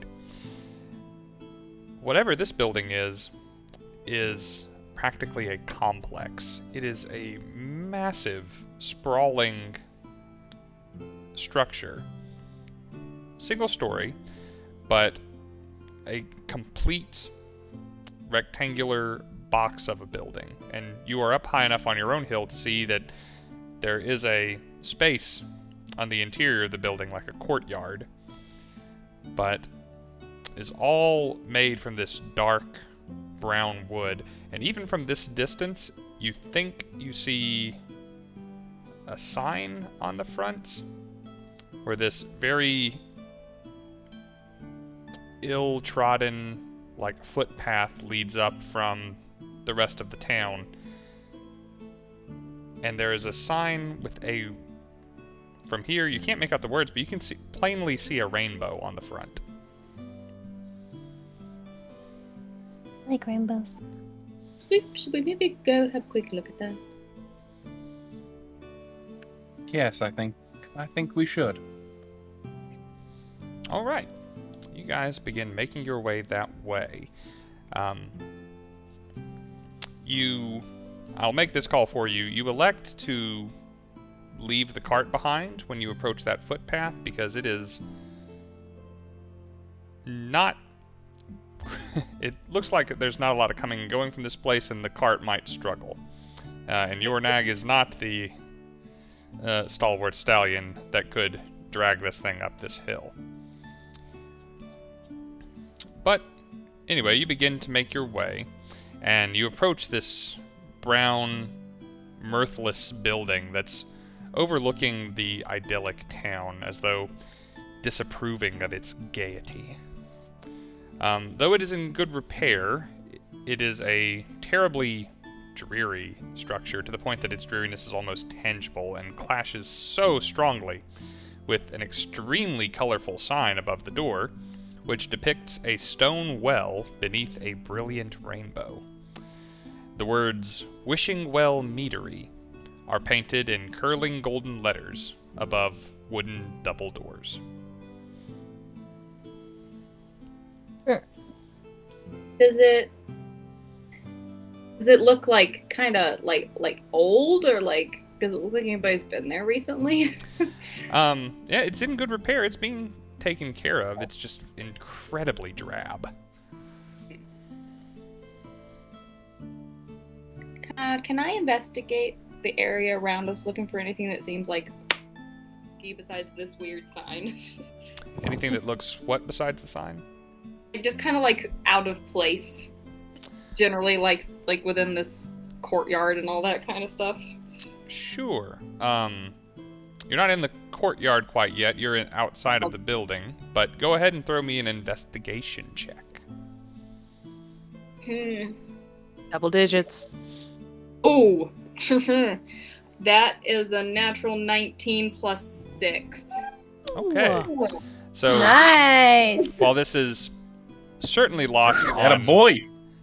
virtually everyone, and in fact you somewhat surprise yourself by noticing, once you've noticed it, it's kind of hard to ignore. The path that you came up to reach here was really quite narrow, to the point that you all just kind of naturally fell in single file to approach it. And as you begin to look in, the slightly damp earth from the morning dew and, a previous day's rain, or last night's rain rather, it seems to be a single set of footprints leading up towards the door. And as you look, the footpath and the little trampled area next to the door, it seems like maybe only a single person typically travels this path, and frequently enough to make a path. But aside from that, there is a rather distinctly different set of footprints leading towards the door that contrast them. Smaller, longer feet than the big old boots that have been trampling up here, and it looks almost as though they are a couple of days old, but like there are deep impacts, almost as if someone stormed up to the place. Other than these tracks and the peculiarity of the approach, there's not a lot to notice, aside from how infrequently used this door must be. Luka's gonna kind of grab the doctor's sleeve and kind of like gently shake it and point out the prints. Be like, "Do you see these tracks here? I don't know what that means, but you're smart, so." How did you? Come on, How did get you with the being see smart. that? I mean, look right here. See, like the long, skinny one? It made me think of this thing called a Bigfoot, but like it's really small, so maybe it's like a baby Bigfoot. Maybe I'm wrong. Anyway, this is why I told you. No, See? you just continue to surprise me. Do I recognize these footprints? Do they look like anything I might have seen before? Or do they look characteristic other than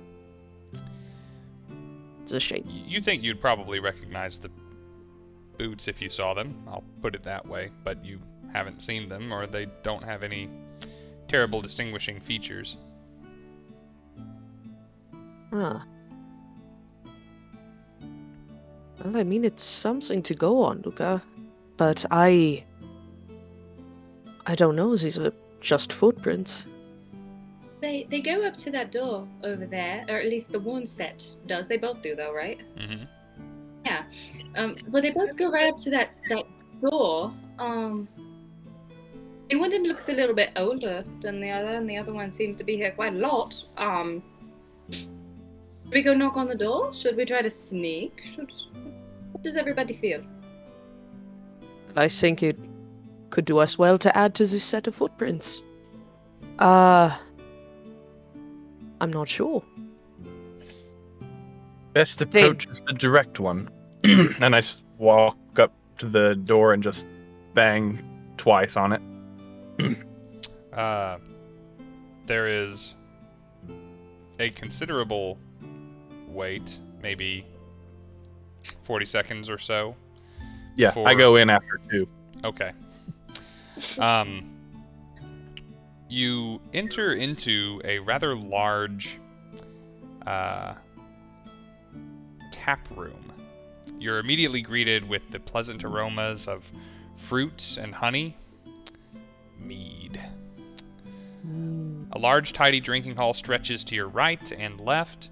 There are simple wooden doors on either end, and large windows on the far wall give a view of a courtyard beyond, in the center of which is a stone well, like the one on the sign outside.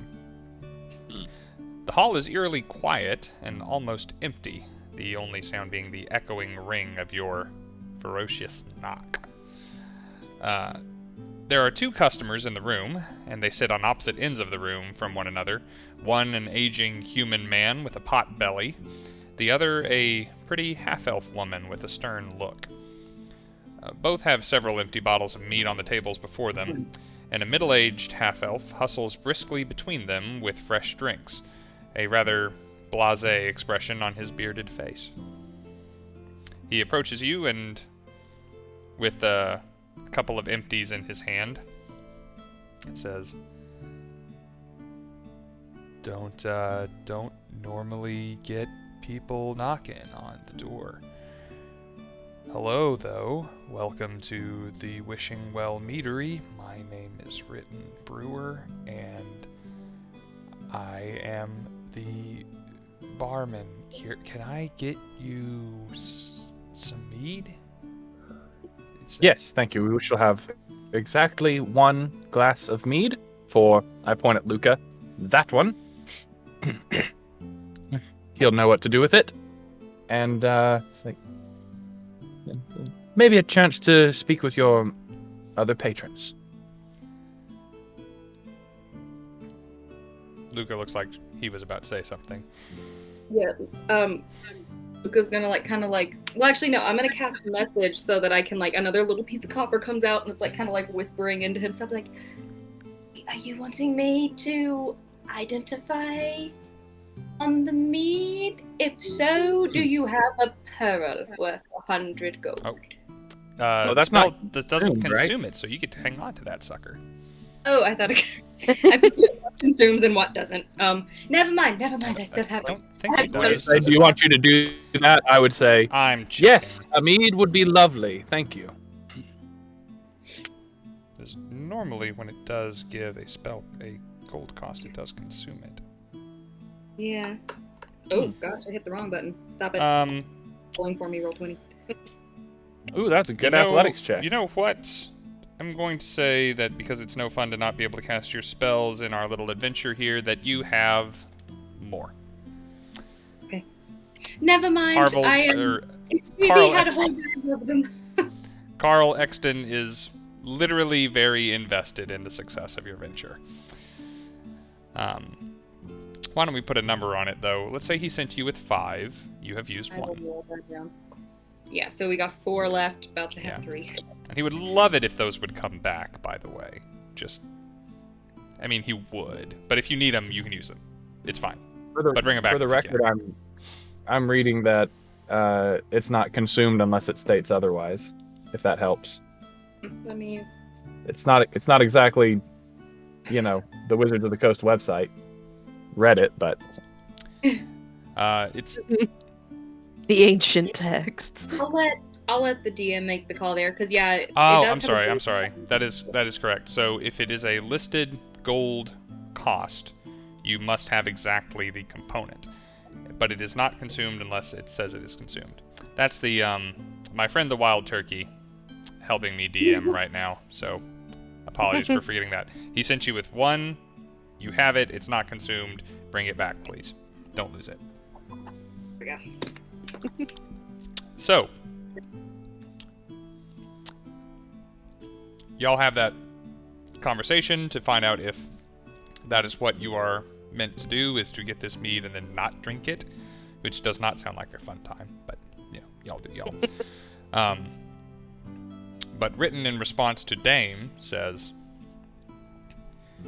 yeah, of course, we can, I can get your friend some mead, and you can talk to anyone you want to if they want to talk to you. I mean, I can't give you permission to do or not do that. That's not part of my job. Okay. I'm gonna get Great. the mead now. Yes. You could go right ahead. This conversation has been great. I think we'll go talk to someone else now. Thank you, Raven. Yeah. Oh, and I really do hate to ask this, but what can you tell me about how you make your mead? Oh, yeah. So, I had to learn this speech. You want to hear the speech? Oh no, not at all. The short version, if you don't mind. Okay, so Grandpappy Brewer came here and we got bees and fruit out back in a well that we get the water from, and we have a recipe. Okay, perfect. That's all I needed to know. Thank you so much. I will, you go ahead and get that mead for my friends, and I will just go... You mind if I have a look at the well? No, yeah, it's an attraction that doesn't... Fantastic. Thank you very much. Yeah, it's through that. Yeah, the one you're going through is the one. Okay, mead, I'm getting it. And he goes to get mead. I will just, excuse myself. As soon as I get that bit of information that it is made with the well water, I am out of that conversation. Okay. All right, you are heading off to investigate the well. What is everyone else doing? Well, I'm waiting for that glass of mead to come back. I'll go with Dame. Okay. Doc, Doc, would you mind perhaps having a word with the patrons and, seeing if there's anything useful that they might know? Of course. So I will turn, and I would like to cast as a safeguard, see invisibility. As I turn back and look through the bar.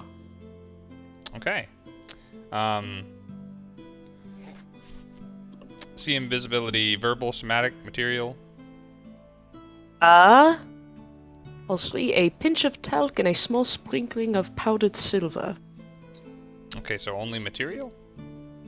Verbal and somatic as well. Okay, so you turn away and you Doctor Strange a quick spell and have a good look around. You believe your senses to be quite aware of everything within the bar, and nothing that you hadn't seen before as yet. Although you are getting a very curious look from the old man and a somewhat perturbed look from the upset-looking half-elf woman. Sorry, it's out my vision. It's sunlight too harsh. He's nearsighted. You know, just a little bit blind. He like smiles like a little soul and is like, you know, I did good. As a She takes a swig less from her polite mead.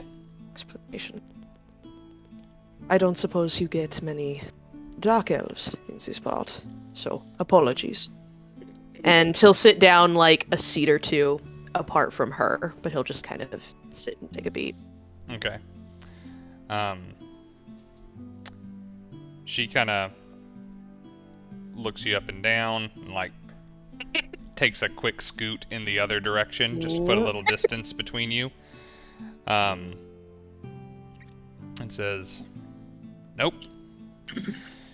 No, we don't." My apologies, I don't mean to ruin your beverage. And I'll keep looking forward with hands folded, looking vaguely non-confrontational. Can't ruin this stuff. It's the best. Any good? Everything we have down below is shit. It's better than this place deserves, but then most things are. Is that a jab at the locals? I'm afraid I don't follow. She says, "This place?" And you see her like head lose control a little bit, and Jack Sparrow a touch as she does. Yep. Doesn't deserve us. Ungrateful. The lot of them, they don't want anything to do with my folks. Or me. And the one person who was ever nice to me in this shitty place is acting like livestock.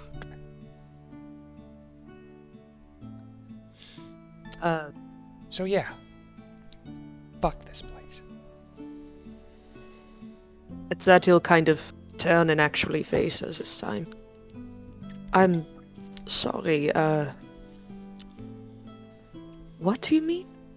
Why would someone be upset with you? You seem to be minding your own business just fine. If anything, I'm the one imputing on your time. This is all because we got our own thing going up here. It's because everybody else just lives down in the town and does the farming thing and, you know, is their own little community. Just because we are like private and don't want to join their little cult down there, and we're the weird ones. I mean, obviously you can tell, no expert on surface traditions, but are they really that crazy all the time? Does this animal thing have to do with this cult you mentioned, or is that a figure of speech? I'm sorry. this, whatever this bullshit is, whatever it is, it's new. But Shallowford and the Brewers, that feud's been going on for a while. That's old news. Just we've got everything we need up on the hill, and we don't need them. And they don't like it, I think. But Hob was nice, and now he's acting like a sheep. And I don't want to be married to a sheep. I don't. I mean, you don't want to be married to a sheep. I'd say I do know. Haven't ever been asked by a sheep. Well, I wouldn't have said yes if he was acting like a sheep. And you deserve better. You would be surprised. And I'll fiddle with the ring on my finger for a bit. But appreciated, nonetheless. Well, obviously I came into town at the perfect time then, didn't I? Sharing some misery. This is... Hey, bro, get, I don't know what your name is. Dr. Iris. Pleasure. You'll reach out a hand. She'll grab it with a pretty firm grip. Say, Ritten, get Dr. Isis some mead. And Ritten is returning now with a bottle of mead for Luka. I'm never gonna forget Dr. Isis. So am I like starting you a tab, or how much is the bottle of mead? It's 5 copper. I know it's a little much, but it's good mead, and we don't get a lot of business local. It's a gold coin. Just keep that. Just keep that. That is a lot. That is a. It's okay. It's okay. He grabs like the bottle and starts quickly like walking out. But like as he has it, like I have a cup here, but like I like to think that he's probably going like. Damn, that's good. It is some good blackberry mead. Oh yeah. I'm gonna actually cast it to save the 11 minutes. So I'll cast Identify and see if there's anything funky with it. Okay. There is. I'm sorry to report, there is nothing funky with this mead. It just rules.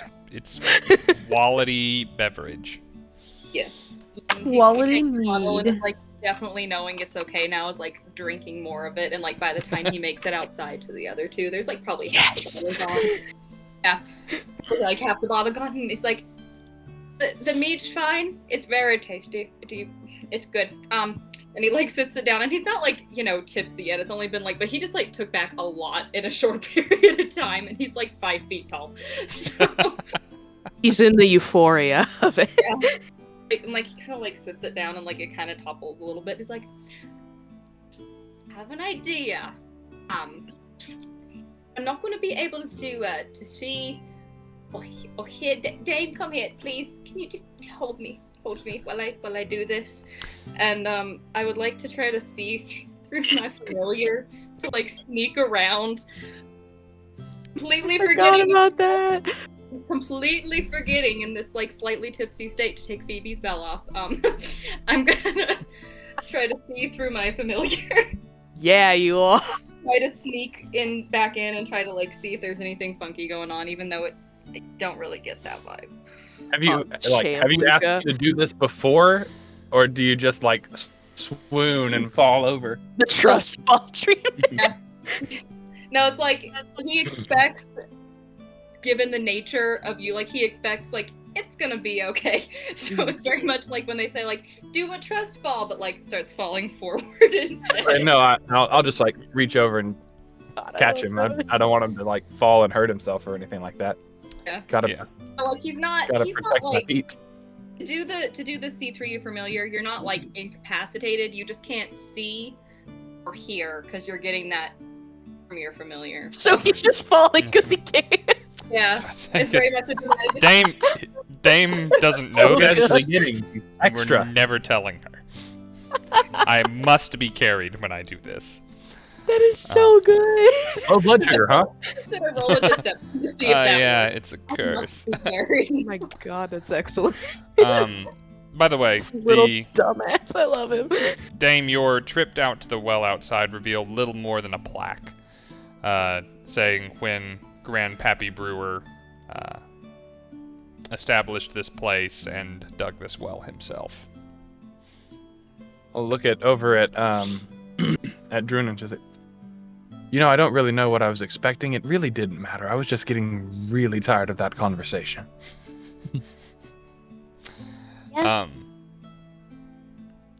You are looking through the eyes of Phoebe. Yeah, Luka. I gotta pull up familiar stats. Go, Phoebe! The rat loose in the tavern? Type in a pink bell or in a That's pink a little Cute bell. one. And no one misses it. my familiar page. Did I saved familiars?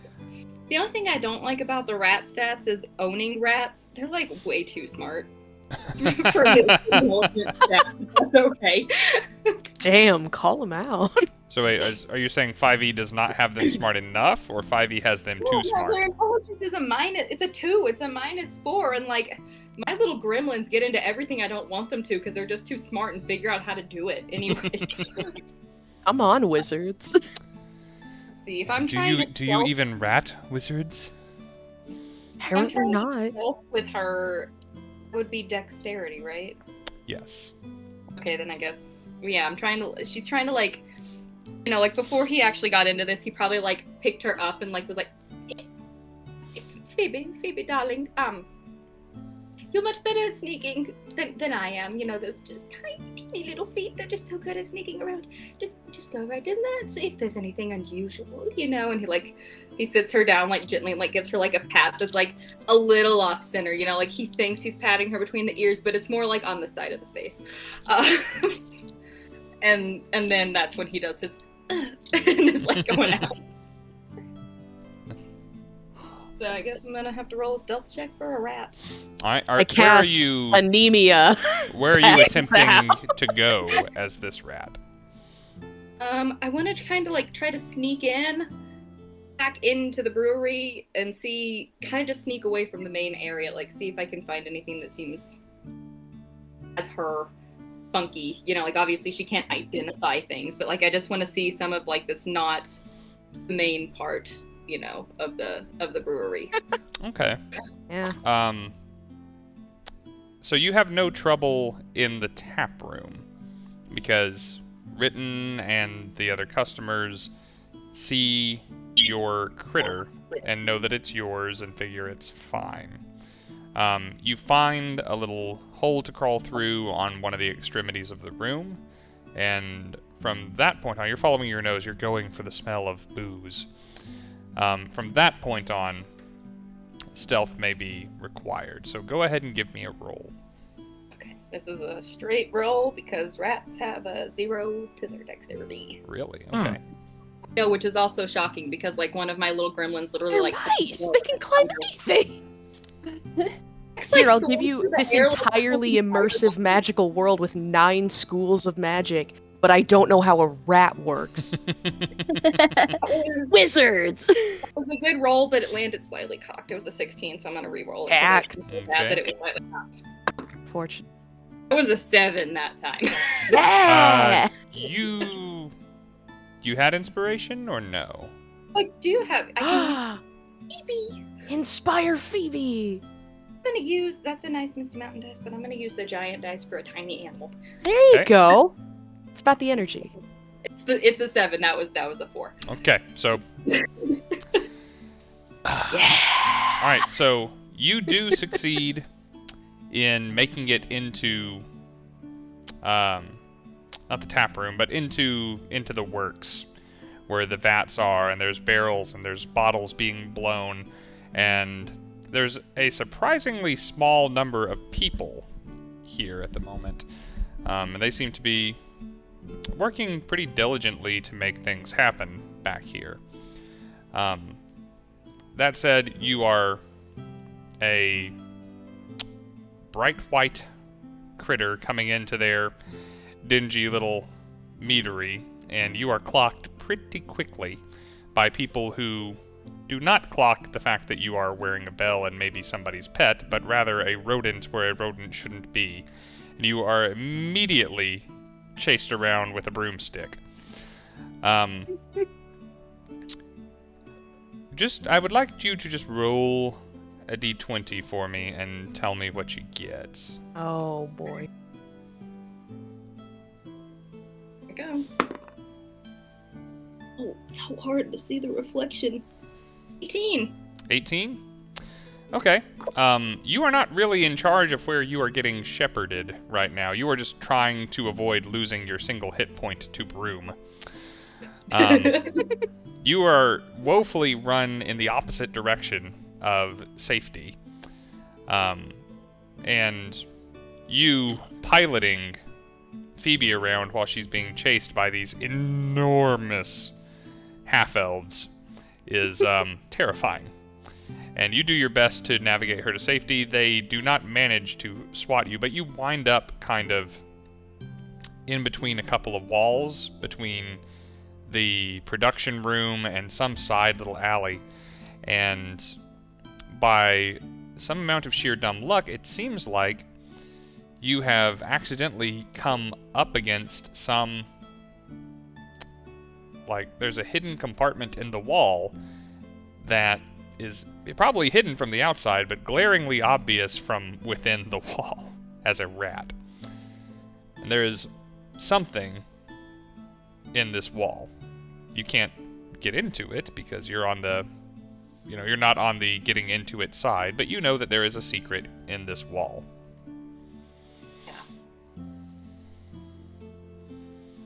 At this particular point too, like, Luka cannot hear or see anything in his own surroundings, but like the whole time, like, he's holding on to Dame, and it's just like fully holding on to her, and it's like like he's saying everything he can see. So it's like, they're chasing me with brooms, they're chasing me with brooms. Oh my god, there's a hidden thing in the wall. Oh my god.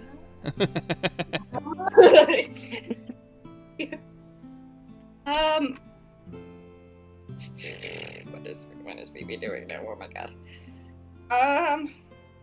I'm like basically like inside a wall. Yeah, you can hear a discussion of what to do about you, and are we gonna have to start trapping this place? And I thought we got rid of the rat problem from right outside of the wall, but yeah, you are safe and sequestered at the moment as Phoebe. Okay, well, at the can she kind of sniff around? Like, not... rats don't really investigate, but like kind of like look at this mechanism, like try to figure out exactly if you were to go back in where this might be located. Yeah, you think you could probably find it again, and give me an intelligence roll with people intelligence, with Luka intelligence. Oh, that's much better. That goes from a -4 to a +4. Thank goodness. 19. Judging by the way that things look from the inside, you reckon you have an idea of how to open it from the outside. Okay. Well, fearing for her safety, I'm gonna have her kind of sneak back the best she can. Be nice and quiet.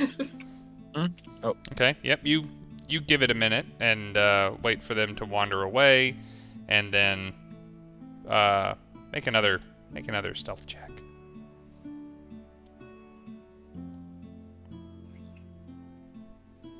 Use the fancy Misty Mountain gaming dice.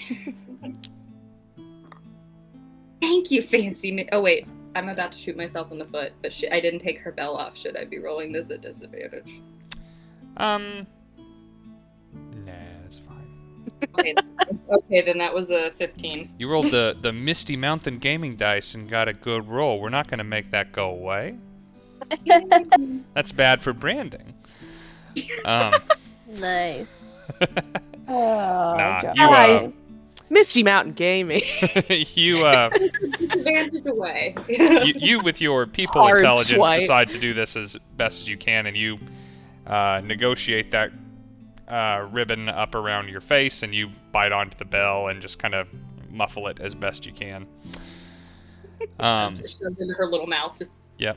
she's going. Just as fast as you can. Bless her heart. She's a little fat, so she's This maybe a little slow. Poor but that's- mouse. All right. Phoebe returns. Immediately, like the other two party members, like see this little white rat come like scurrying out, and like it's far too dramatic for what's happened. But he's just like, and, like turns around, like, oh my god. It's like the Undertaker in wrestling. Yeah. And he pulls out like a digestive biscuit. It's like, have it. I'm so sorry. And he's like crying. Oh. I'm gonna set him back down. I'd thrown over on my shoulder to, No. continue on to set him back down. Okay, well that was Phoebe's adventure for the game. That was Phoebe's adventure. Yeah, I did. Well, through Phoebe, they chased me, but it was a weird thing in the wall there where they were like bubbling things. I don't know what it was, but there was like a weird thing in the wall. It looked like a mechanism that might open, but I was like inside the wall, so I couldn't open it. Does it warrant further investigation? I don't know. If so, probably later when they might be closed, because there's a lot of people in there right now. Very good. I missed the opportunity to go, Luka, what did your mouse eyes see? Yeah. Written Druna, approaches again. Says, "Hey, I'm just checking on everybody. You know, there's only like 3 drinking people in the place, so I was trying to make sure you guys don't need anything. We are running a special right now on our cranberry mead, and it's only 4 copper, and she already paid me a gold, so I mean, you got some spending credit and all." well, in Then- that case, we'll take a gallon to go. Do you Yeah, guys have a okay. packaging license? Also, isn't she like a teenager? Look into that, maybe. Whatever. Health years, I don't know. Adult life is it already adds to so the story. weird. If you want that much, I'm gonna go and I gotta get it from the back. But yeah. No. Whatever you have nearby is fine. Unless you Guy walk reminds faster than me you of can Owen talk. Wilson. Wow. Wow. Yeah, he'll bring a few bottles of cranberry mead out. Yeah. Very cheap. Druna, you had said that you wanted to speak with the townspeople as well. Once you've refreshed yourself, let's go and see how they're doing. Yeah, I'm gonna have a lot of cranberry mead. I'm feeling real tired. Yes, as well you should. So then Druna just like drinks just like a whole 2 cups worth of cranberry mead and makes a sound, puts it down, stands up all awkwardly. Okay, I'm ready. She like little tipsy and stuff already. Nothing's happened yet. Not No. yet. Okay, all right. gonna- Steve, when was the last time you drank? How quickly do you think drinking An eye on takes her. hold? I don't know. You I said don't know, she's a maybe teenager. I don't different know. for It a happened a lot. drow. Yeah. Yeah, a lot of teenagers they'll Absorption drink rate and they'll be different. like instantly drunk, right? Yeah. I didn't feel any. Yeah. Iris, did you, We both have Doctor, did you responses. learn anything from the other patrons? Who, me? Oh, doctor. Sorry. Oh, I thought I was still talking to her. You might Oh, well be if never you mind. wish. Never mind. We'll go back in. Check Sorry. on doctor. You have learned while all this was going on that this is Carrie Morgan, who is Hob Morgan's wife, who is the shepherd that you met coming into town. Mhm. She tells you, with very little room for you to get a word in edgewise, that she is part of the Brewer family, and that she grew up basically within the walls that you are currently in. But, you know, when she was in her teenage years, she decided that she wanted to see a little bit more, and basically fell in love with the first boy she met, who was a little shepherd who lived down in the town.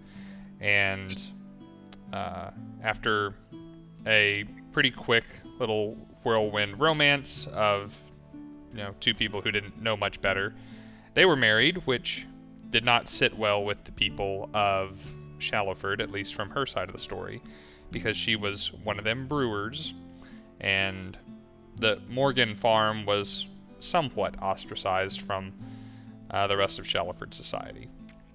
But she stuck it out, and she was happy with Hob, and Hob was happy with her, until he started acting like an animal, and literally acting like an animal at that.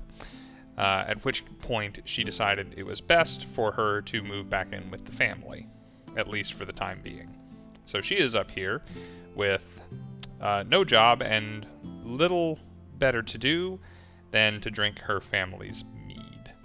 And so that's what she's been doing all week. What a life. Then, since she got me a drink, I'll be drinking alongside her as well, indulging some Not simple alongside her, conversation. just some mead. Mm-hmm. I got it. Sorry. No, you listen here. Not alongside her, a tall mead. That was actually pretty good. Thank you. I can only be so mad. But yes. Well,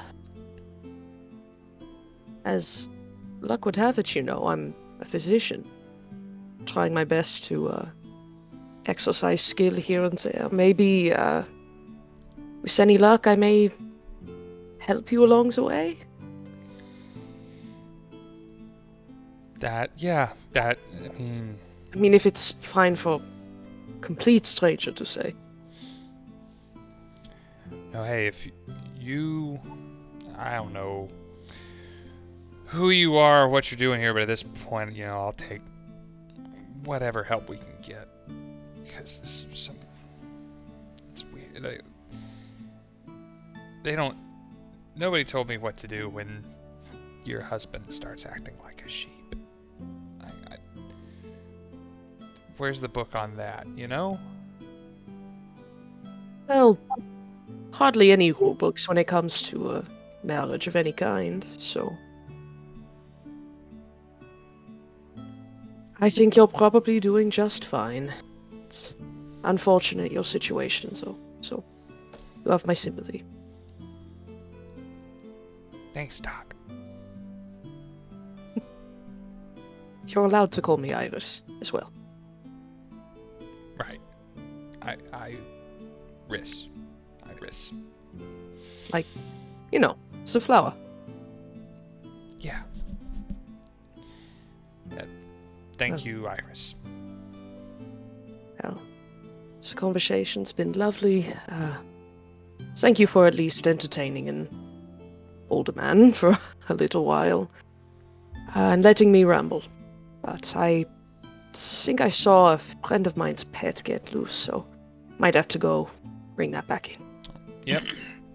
Thank you for the drink. Oh, no problem. I drink free. Family discount. And she says that she props her feet up on the bench that she's sitting on, and you recognize the rarer set of footprints from outside, the ones that had stomped up towards the door not that long ago. Make a note of that. I will get up and go seek the pals. You the scent of fairly middling cranberry mead hits your nostrils.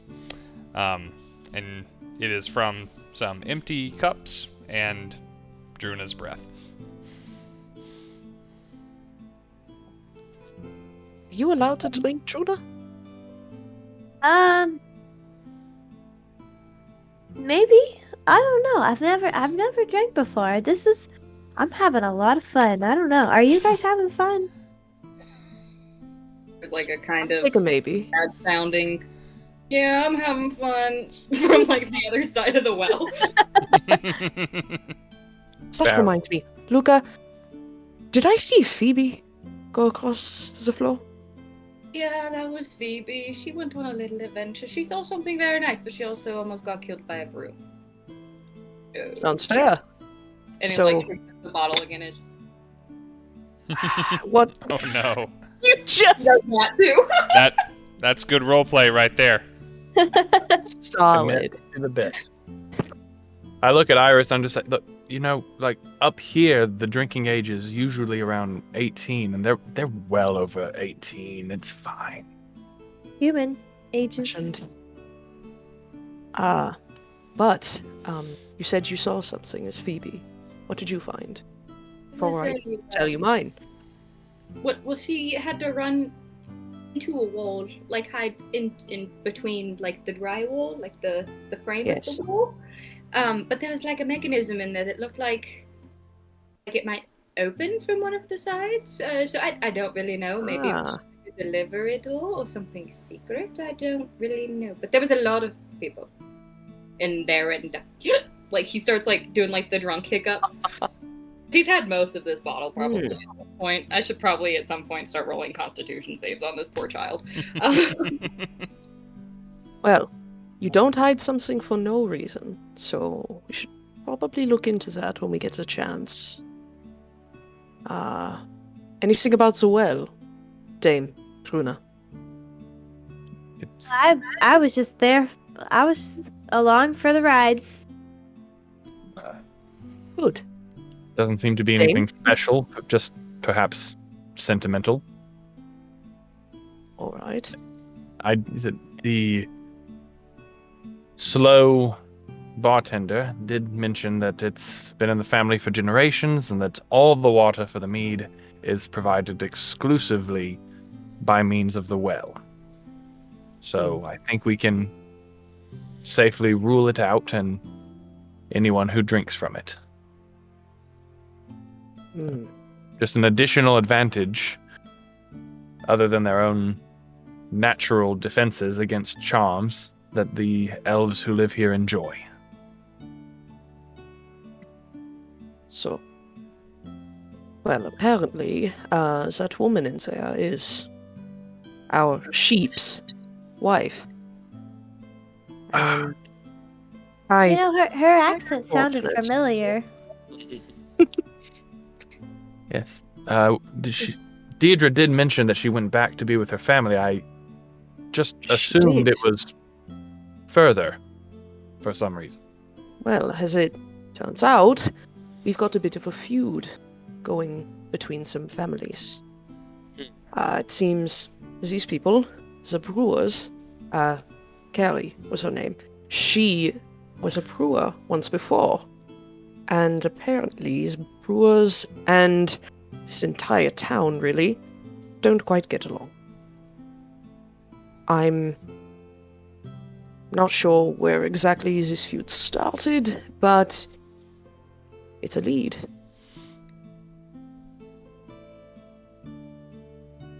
Some sort of lingering bad blood, but she did say that this was very recent.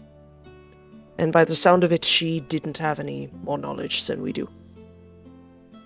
Elves and humans have a troubled history in this part of the world. The Extons are much more progressive and forward-thinking than these backwater towns. It may be that there's some bad blood because of issues, local issues, or it may just be lingering resentment from the wars.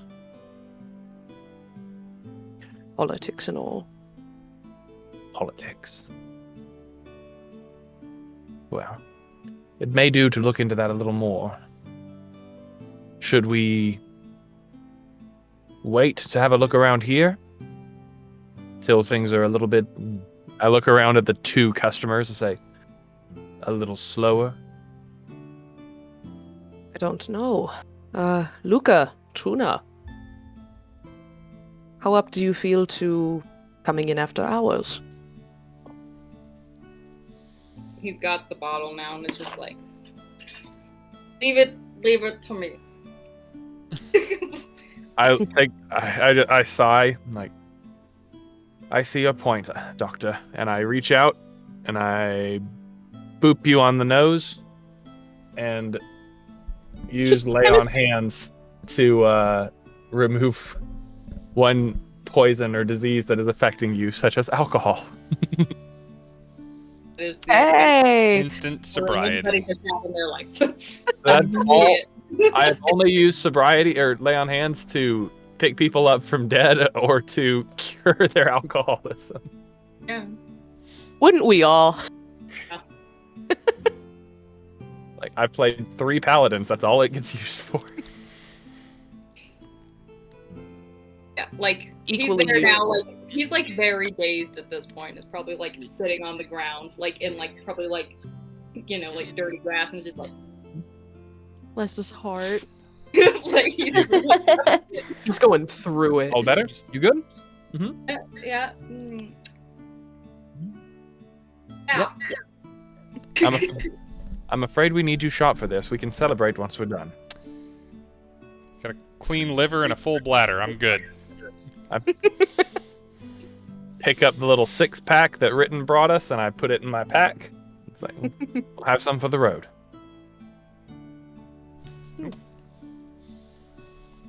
All right. So where to?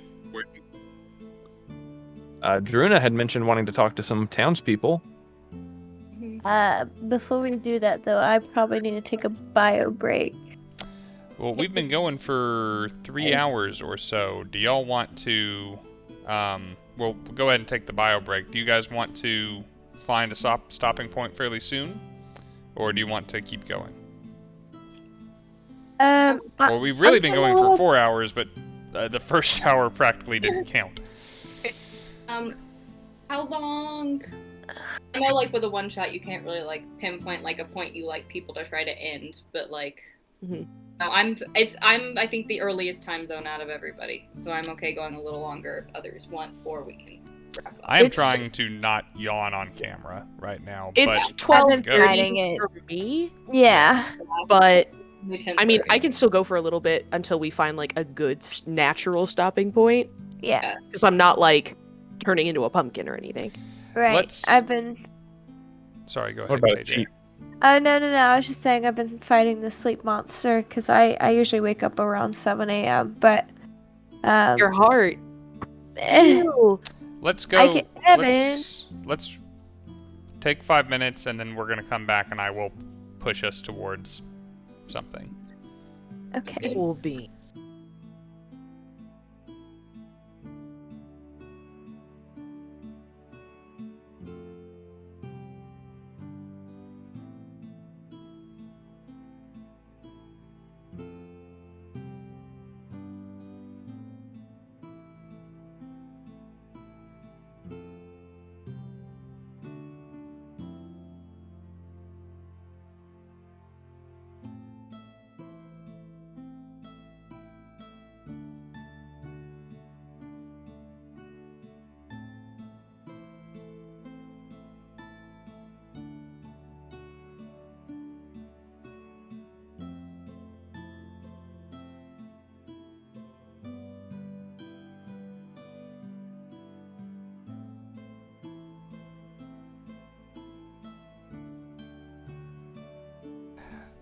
Doc, Druna, Dame, and Luka, you all have D names, including, well, you gotta put Duskseeker in there for Luka, but still.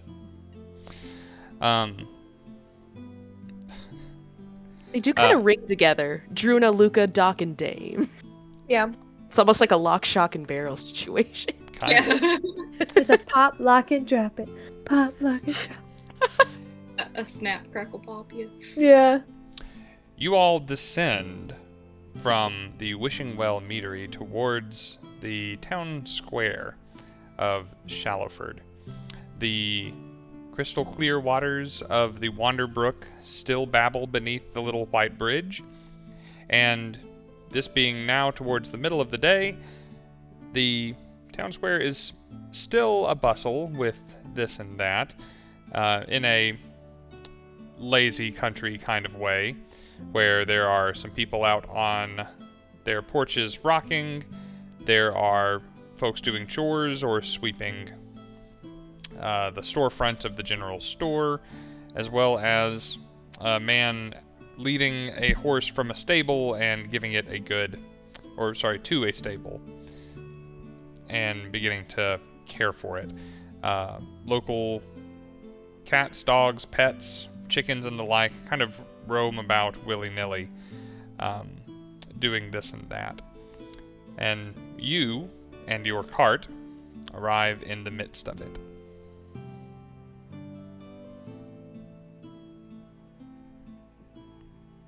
To do what Druna's exactly, got I'm this- not sure. Druna's got the spins, so she really doesn't do much. Just kind of scanning out who seems to be doing the weirdest of things. Why don't we call this perception or insight? What would you prefer? Let me check. My passive insight is great, or investigation is great, but let me check my actual. My investigation and my insight, they're both okay, so whichever you prefer. Let's try insight, because nothing looks terribly out of the ordinary, but looks might be deceiving. Oh, here, wait! The doc will put a little hand on Luka's shoulder, say, keep a keen eye, and I'll cast guidance. Okay. I feel like another equally small hand kind of slide up and it's like like a little whisper. What he said. Just a little So- don't do that. I thought you wanted to hold my hat. It's okay. It's okay. Are you sure? So your d20 and a d4, please. 20 and 4. And plus your bonus, of course. That is. God, I have extra numbers to add. Okay, that makes 20. 23. 23. Okay. You Keen take eye indeed. quite a lot of this in at a glance. There's a lot wrong with this picture. First of all, you have a cat wandering around the square, is chasing a dog and barking at it, and running it around. The songbirds that you hear, you look up and rather than birds making the songbird sounds, you see that there is a little collection of stray cats up on a rooftop, twittering and tweeting and singing along. The gentleman who is leading his horse into the stable is caring for the horse, yes, but he's trying to dry the horse and brush the horse, and you overhear some of his conversation. He is ranting and raving about how it has possibly rained for a solid week, and how this is going to it's going to be bad for the crops, and he's having to do so much extra work, and it's a cloudless day. Very upsetting to you sunlight sensitive drow. Yeah. There is an old couple sitting on their rockers on their porch, as mentioned. They're tearing up little breadcrumbs and feeding birds that aren't there. The lady is back to talking to her petunias in her window box, and you look down at the Wanderbrook itself, and there are fish trying to escape it, trying to get out and maneuver themselves onto land. Like those weird salmon. Yeah. Just and they're just flopping about on the bank, trying to become land mammals. Weird little scene. Take the pick. I think we can get something unusual wherever we go. Druna, I believe you can take your pick. I'm not really like a fish fan. I've never really liked fish, so Then you don't have to speak to the fish. no. Plus, my fish isn't really that good, anyways. There was a cat. I think I'll speak to the cat. Okay. The one of the ones up on the roof, or the one that ran by chasing the dog? The one that chased the dog. Okay, you will have to catch that cat. It's busy. Yes, I will do that. Okay. Roll with disadvantage, I'm sure. Oh, it's fine. You are chasing it down. There is now a third member of this Tom and Jerry chase. As you start to take off running after it, a man is also walking through the square, and you're about to circumnavigate this guy on your way to chase after this cat. And he's of above average height. He's taller than you. He's taller than all of you, because you're all tiny. But as you approach him, he says, "Hey, watch it there, Gigantor! You almost crushed me! Watch out with those big old feet of yours! My good, watch where you're fucking stepping!" I just keep running. You don't have time to unpack all of that.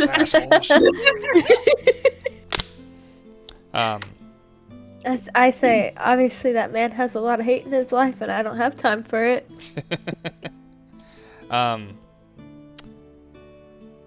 You are chasing after the cat, and they're taking routes that aren't people routes to get around this town. They're going under fences and around houses and through things. Just give me a quick acrobatics check to see if you are able to keep up. Okay. Hold on. This particular critter might be a tough one to catch. That's a d20? Mm-hmm. 6.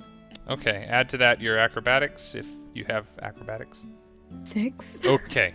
Yeah. The duo is running under this fence into a cornfield, and you decide it's got those 2 posts, and it's am I going over, am I going under, am I going through, am I going over, under, through, and you're doing this as you run up to it. You decide over at the last second, and your foot catches on that top post, and I go, whoop-ah! You're delighted that you're around a corner, and none of your friends saw that. However, everybody who is waiting for Druna to come back with some kind of report does hear a whoop from somewhere out of sight.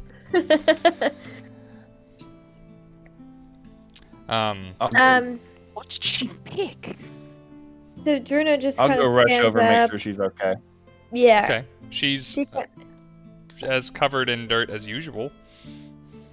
Nothing's really changed. Kind of stands up, shuffles around. It's awkward, and she decides she's gonna go talk to that really angry guy. Okay. Dame? I'm gonna go with her. Okay. Because this guy was really aggressive the last time they spoke. As you guys begin to approach this guy, you see that he has gone towards this building, and he is in front of the 3 stairs going up to the building, and he is on his stomach, arduously trying to climb these 3 short stairs, hand over foot. And as you approach, he shouts, "Hey, whoa, no, watch it! I'm down here. Look, like, just be careful. All right, that's all I'm saying. Just like you could hurt somebody."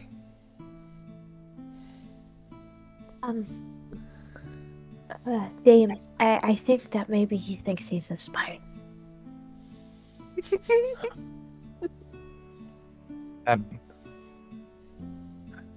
Creature. I'll reach down and I'll pick him up by his collar and hoist him up until he's eye level with Druna. Whoa! He like, whoa, hey!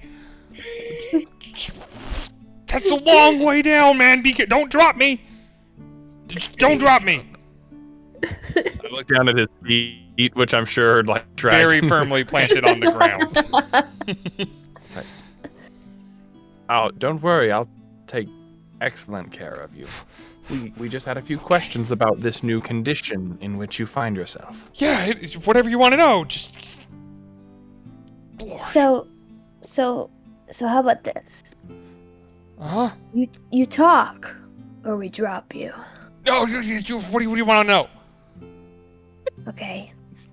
I want to know. Paris is just gonna stand by, and he looks like just kind of stone-faced, and you slowly see him like cover his mouth and watch this happen. Luka's still sitting in the cart, like everybody ran off, and he's like, "We're gonna watch the cart." So he's still like in the cart. Just gonna spectate. Like the chaos already in this situation. Just Lucas, like, my work here is done. He feels a tingle, like his chaos senses are tingling. There's something happening that I could potentially be flamboyant in. So I look at the spider guy and I say, well, first things first, what are you? What are you talking about? It's James? I'm a guy. You're a guy? Yeah, I just happen to be very small right now. And I don't know what to do about it. Okay. But I can't help it. And just trying to make the best of it. You know, like, life comes at you weird and... Yeah. With the punches. It does that sometimes. Okay. So, you don't feel like you have, like, more than 2 legs? No, I got 2... Do I look like I have more than 2 legs? I was just checking. Sometimes people grow more than 2, and sometimes you have to ask. So, okay. Well, how long have you felt like this? Felt like this small? Yeah. Few days? A few days? Few really hard days. Really? Wow, really hard days. I can't... What? I can't open the door to my house. I had to wait till the neighbor came, and then I could get out, and I can't work. Eating's really easy. This crazy couple behind me keeps throwing bread onto the ground, and it's like huge hunks of bread, so that's good. Yeah, that's awesome. Wow, that's a lot to unpack. Well, what did you do before you felt like that? Farm? I have an orchard. It's edge of town. On the edge of town? You just farmed? You These didn't, are like, get weird questions water. to be threatening my life over. Well, you better answer them or we're gonna drop you. Don't do that! I don't want that! Did you have water before this stuff started happening? Yes? Yeah? For Where? many years. Well, where do you get your water? The Wanderbrook, it's over there. The flowing wet thing. Okay.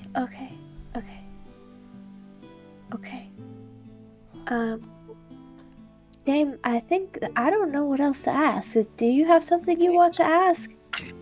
James, you've done an excellent job answering our questions. I tell you. you what, I'm just going to... Gently, and I Dame. just set him down on the porch Okay. that he was crawling up to. I reach over and I pick up a piece of corn from the old couple and I set it down. That should last you a while. And yeah. I reach into my backpack and I pull one of the bottles of mead. I'm like, Yeah. and this, and I set it down next to him. It's like, Wait, I know, what? know that it's very small, but I promise if you drink nothing but this for the next however long it lasts you, obviously an enormous bottle. It'll probably last you a long time. Yeah. If you drink nothing but this, I have it on a doctor's authority, you'll be back to normal in due time. Okay, could maybe you like open it and also put it in like a very flat dish of some kind so that because I can't get up there. I like pour it on a leaf or something and set it down next to the corn. Okay, you can have inspiration for pouring Okay. good mead on a leaf. I'm just gonna leave the rest of this here for as you get bigger. Okay. Dame, can you ask them where we could possibly sleep at in town? Oh yeah, your house is much to you these days. You mind if we look after it for you until you're back to your normal self?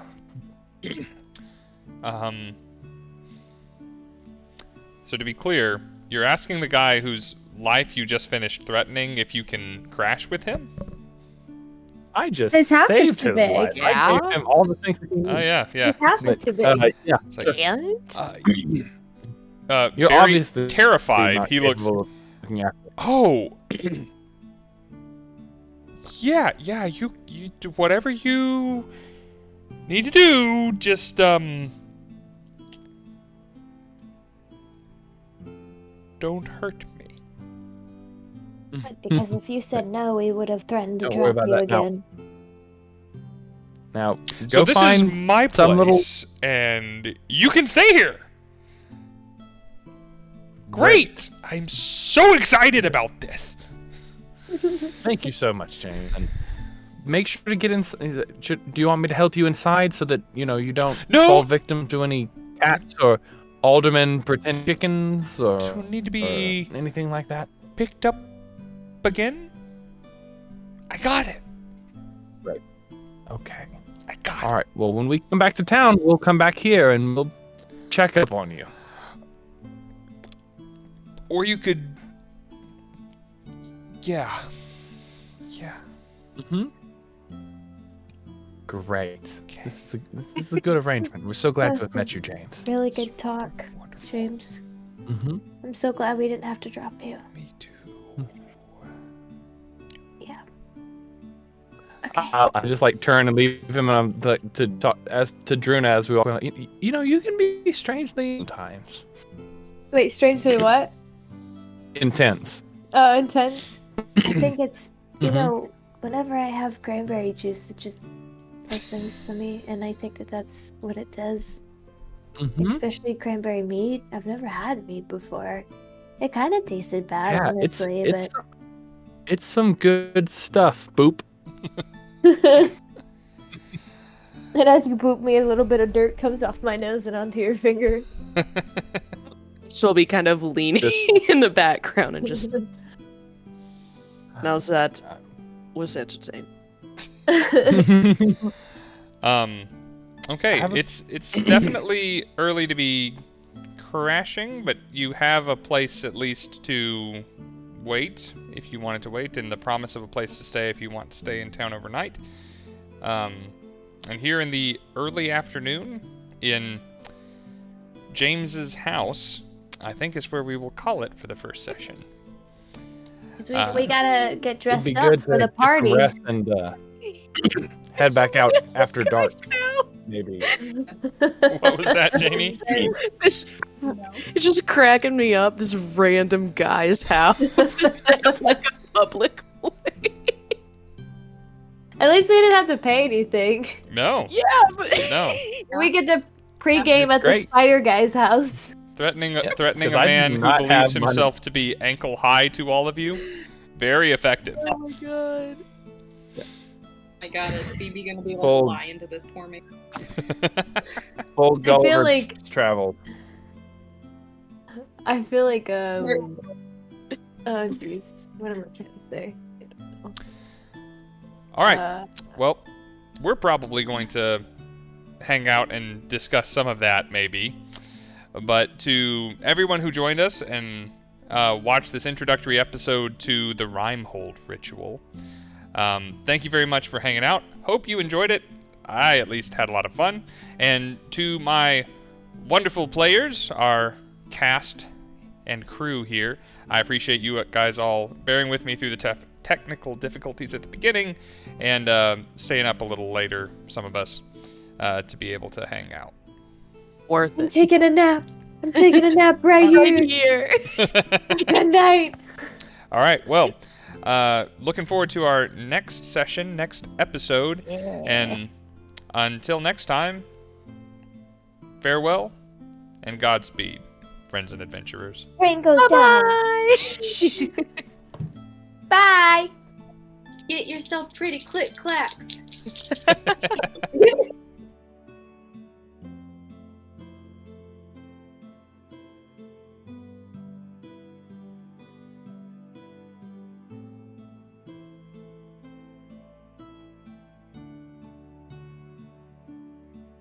Three of us I were game like, on point, you we need three. the biggest lashes possible. Here's a fun. I did it! Oh my God! Here's a fun story. I just did a costume Yes. for Holmat prior to this to make sure I knew what I was doing and just didn't take it off. So You know what's the best part about this is none of us are high. We're just like No. this. no, This That's- is just this what is you people do when left to their own This is devices. just the theater kid energy at 8 p.m. Oh, absolutely. Mm. this is just D&D players. Wait, left how many of us have art/theater degrees? Steve, you Graduating count. Saturday with a costuming degree. Steve's a film degree. That I counts. tried. I tried I to mean, get a my film brother has degree. a film degree, and but it he's a didn't pretty work. wild dude, so, like, I I know. probably count that. It didn't work. I went to the wrong school. I wanted a film degree, and I got a communications degree because they didn't offer enough classes to be a minor, and I just didn't do my Right. research well. I did almost the same Sorry, thing. mate. I went and Yeah. got a cinematic arts degree, but then being in New Mexico and we film so much here, our community college actually had the much better program. So I got a bachelor's degree from our university and then went to our community college. And now I'm probably going to go and get yet another bachelor's degree because I would like to have a backup to work with animals. There you go. I'm that person who's never left school. Fell on the Alright, floor. Gang's all here. Oh well, I'll get it All eventually. right. You have to lick it first. Want to go make Lick a- it and stick it. Hey! Hey, there it goes. It's not so hard. You know how you put bloopers at the end of every episode of the podcast? You could just do that for this. It's just individual. Oh wait, no. she's got the moves. I'm just reminding myself that I'm technically getting paid for this. Throw my 9 hit point noble off a 3-story building. That's 9. When we Bless did this heart. last time, no one had speak with animals, and this was. It took a minute. it was No. Well, dicey. Stop. as luck would have it,